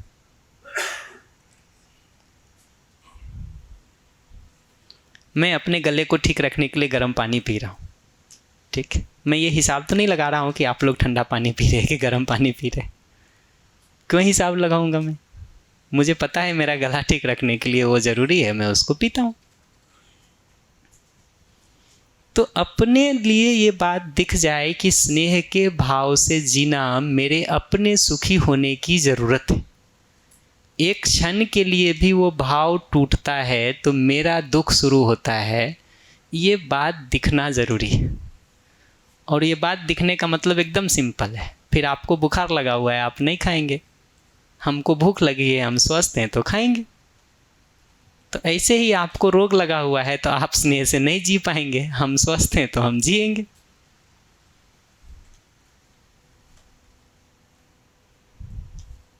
इतना ही तो बात है जी। भैया इसमें स्नेह का भाव किन किन लोगों के साथ रखना है? मतलब जैसे होता है ना कि जो हमारे परिवार के, जो एक छत के नीचे हम रह रहे होते हैं, उनका तो हम सब, वो तो फिर एक मजबूरी हो गई। लेकिन जो और थोड़ा, मतलब नहीं, और थोड़ा बेटर ले सकते हैं शब्द को शायद, लेकिन जो थोड़ा दूर के रिलेशन में हो जाता है ना, फिर हम उनसे टॉक करना ही बंद कर देते हैं कि वो हमारा कंपल्शन नहीं है। मतलब कहने का मतलब ये है, आप बात करना बंद करें चाहे नहीं करें, मूल बात तो मैं ये कह रहा हूँ कि जिस किसी के तरफ भी हमारा ध्यान जाता है वो सबके प्रति स्नेह का भाव। ठीक, पर यही होता है ना, मतलब मैं जनरल ठीक कह रहे हैं आप, मैं उसको मना बिल्कुल नहीं कर रहा हूँ। इसलिए मैं कल हम इस पर ठीक से बात करना चाहेंगे कि विचार में समाधान की जगह पर हम कैसे इन चीज़ों का उपाय ढूंढ सकते हैं। वो उपाय ढूंढना ज़रूरी है। वो उपाय अगर नहीं होता ना तो हम एक काला दीवार के सामने आ जाते हैं कि हम जीना तो ठीक चाहते हैं, कैसे जिए पता नहीं चलता कि नहीं।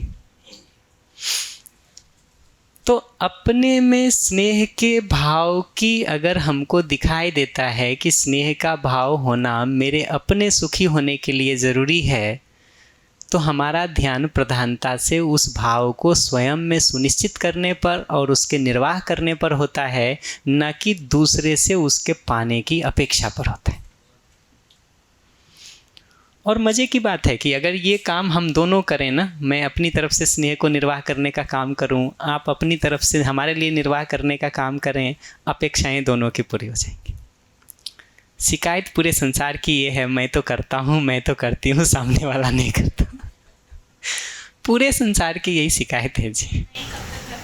एग्जैक्टली ये सवाल नहीं पूछते हैं कि मैं ही कब तक खाना खाती रहूँगी, तुम तो खा नहीं रहे हो 3 दिन से। ये सवाल नहीं पूछते। क्यों नहीं पूछते हैं? क्योंकि हमको दिखाई देता है कि खाना खाना मेरे स्वास्थ्य के लिए ज़रूरी है। वही कह रहा हूँ, लेकिन ना भी खाए तो क्या करिएगा? ठीक, हमको बुखार हो गया था जब टाइफाइड, तो हम करीब 14 दिन उपवास पे रहे।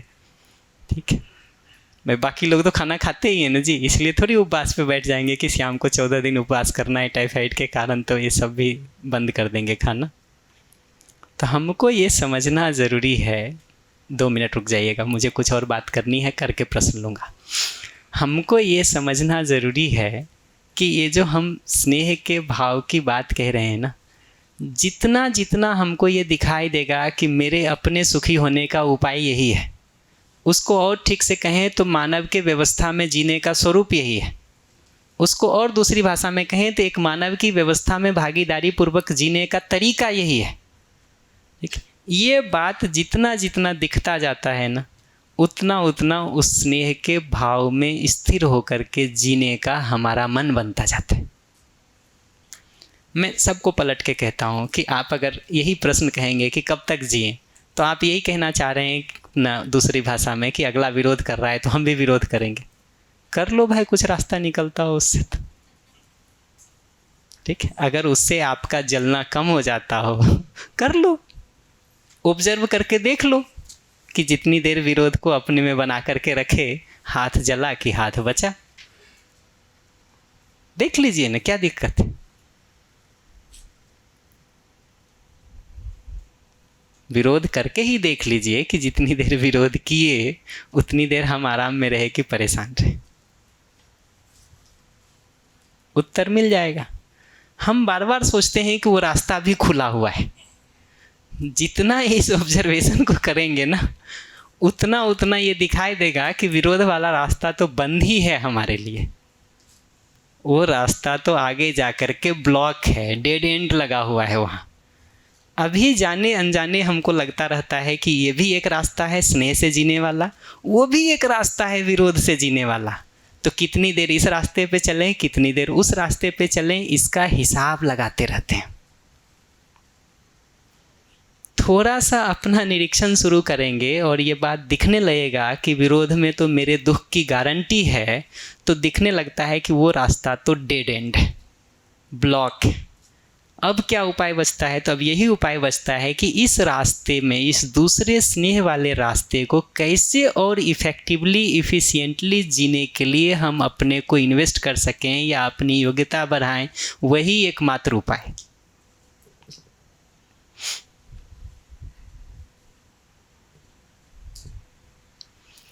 कमरे में आग लग जाए, दरवाज़ा वहाँ पर है, ठीक है, तो कुछ भी करिए जी, निकलना तो उधर से ही होगा ना, भले वो 10 फीट दूर है, ये 1-1.5 फीट दूर है हमारे से, है? लेकिन है दीवार, कितना भी सिर मारेंगे निकल नहीं सकते हम यहाँ से, तो जाएंगे 10 फीट दूर ही ना जी। क्या करेंगे? या कहेंगे नहीं हमारे लिए ये तो 1.5 फीट दूर है, हम इसी में सिर मारेंगे। लहूलुहान होंगे साथ में, आग से तो जलेंगे ही, लहूलुहान होना और होगा। एग्जैक्टली यही होता है। ये जो दूसरे से जब हम विरोध शुरू करते हैं ना, तो दूसरा अपने विरोध को तो भूल जाता है, आपकी विरोध पूर्वक कही गई सारी बातों की गांठ बांध के रखता है और उसको सालों सुनाता रहता है आपको कि तुम हमारे लिए ऐसा सोचते हो, तुम तो ऐसा मानते हो, तुम्हारा तो ऐसा डिज़ाइन है। चलता रहता है जी, कि नहीं? तो जब कभी रोकना मुश्किल हो जाए और कर ही लेते हैं विरोध ना, एक ही सूत्र में बार बार कहूँगा, दुख दर्शन और दोष दर्शन किया जाए। हम बहुत ज़्यादा सूत्र नहीं बोल रहे। पहला कह रहा हूँ, सही को ध्यान में रख करके उसके साथ स्नेह से जीने का अभ्यास किया जाए। दूसरा कह रहा हूँ, जब कभी आदतवश कुसंस्कारवश हम कूद ही पड़ते हैं विरोध में, अपमान में, घृणा में या सुविधा के भोग में, उन सब जगहों पर दुख दर्शन और दोष दर्शन को ऑब्जर्व किया जाए कि कितना दुख मिल रहा है, कितना सुख मिल रहा है, हिसाब लगाया जाए।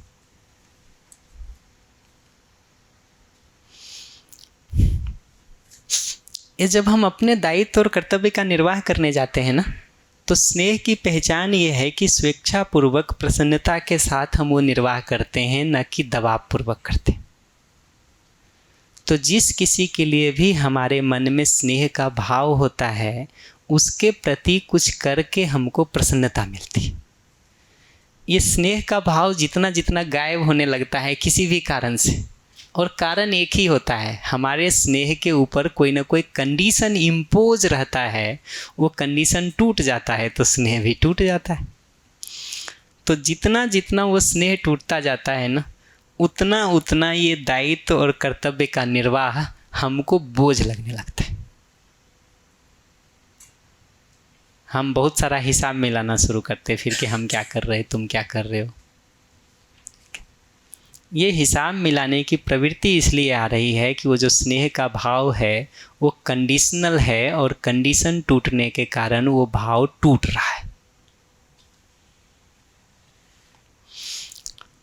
इसमें एक बात और लिखी है कि दायित्व और कर्तव्य का निर्वाह करने जाते ना, तो उसका सबसे पहला जगह है अपनी तरफ से भाव को ठीक निर्वाह करना।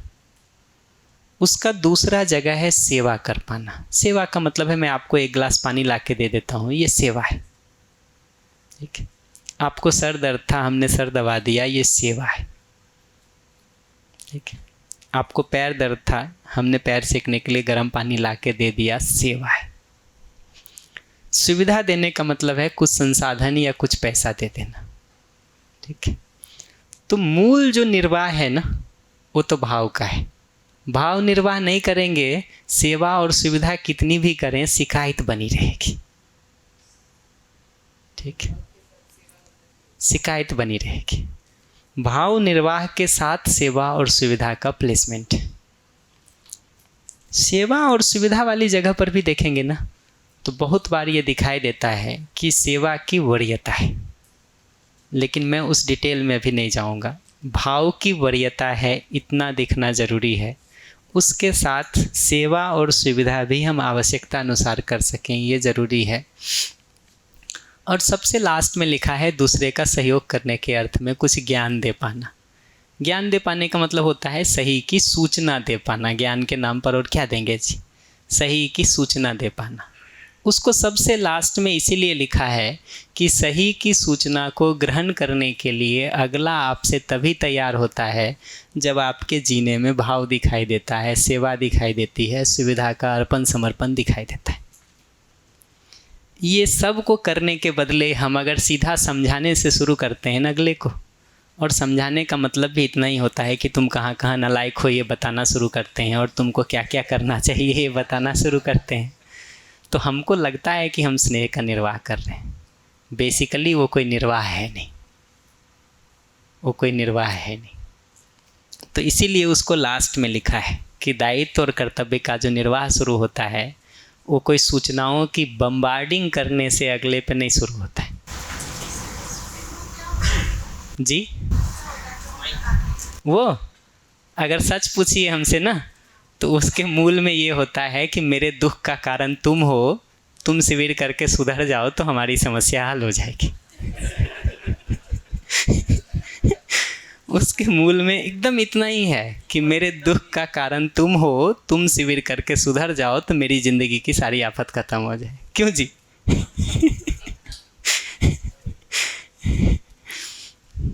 ये जो सारा ज्ञान हमको दूसरे पर उड़ेल देने की इतनी अकुलाहट है, जल्दीबाजी है ना, उसका कारण यही है कि हमको लगता है हम तो ठीक ही हैं, तुम्हारे कारण समस्या है, तुम बस सुधर जाओ बाकी सब ठीक हो जाएगा।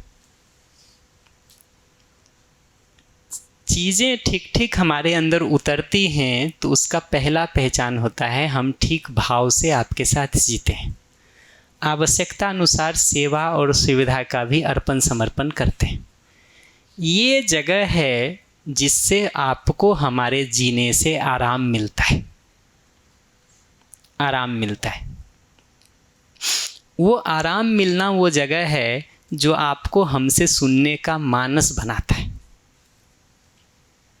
उसके पहले तो कटोरा उल्टा रखा है। कितना भी मैं बार बार कहता हूँ कि आंगन में कटोरा, जानते ना, आंगन में कटोरा उल्टा रखा हुआ हो, कितनी भी बारिश हो जाए बूंद भर भी नहीं जाएगा। जब नहीं जाता ना, हम जब कुछ कहने जाते और नहीं जाता ना, ठीक है, तो हम ये नहीं देखते हैं कि कटोरा उल्टा है उसको सीधा करके भर लें। हमको लगता है 2 बाल्टी और पानी ऊपर से डाल देंगे तो शायद भर जाए, तो थोड़ी सूचना और बम्बार्ड कर देते हैं।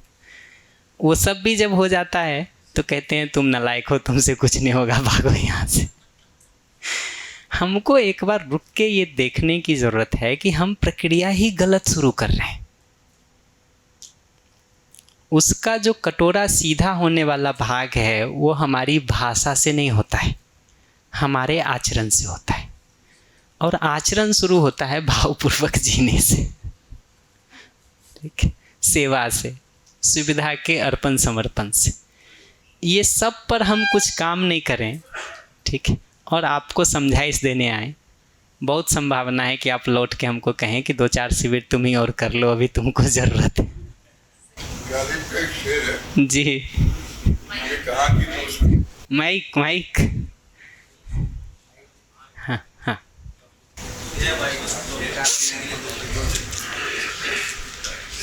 इस संदर्भ में गालिब का एक शेर है, ये कहाँ की दोस्ती है कि बने हैं यार नासे, नासे यानी उपदेशक।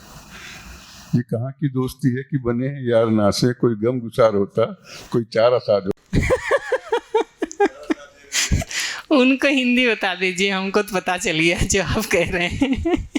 यानी गम गुसार यानी जो अपना हमारे साथ अपना गम को वो कर सके, और चारा साज यानी वैद्य, डॉक्टर। ये कहाँ की दोस्ती है कि बने हैं यार ना से, कोई गम गुसार होता, कोई चारा साज होता। आप सोचिए ना, आप खुद ही जब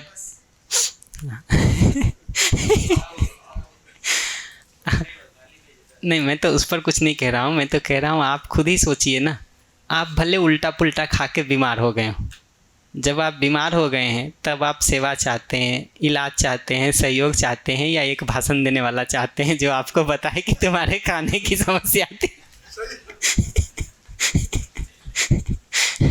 उत्तर बहुत साफ मिलेगा। अपने से ही सवाल पूछने जाएंगे ना तो उत्तर बहुत साफ मिलेगा कि कैसे किसी दूसरे को अप्रोच करें। ठीक, हमको लगता है हम बड़ा अच्छा सोचते हैं, हम कहते हैं और खाओ, अभी पता चलेगा, कह रहे थे समझ में नहीं आ रहा था ना, अब झेलो। ये जो डिज़ाइन है ना हमारा, ये उलझा देता है हमारी चीज़ों को।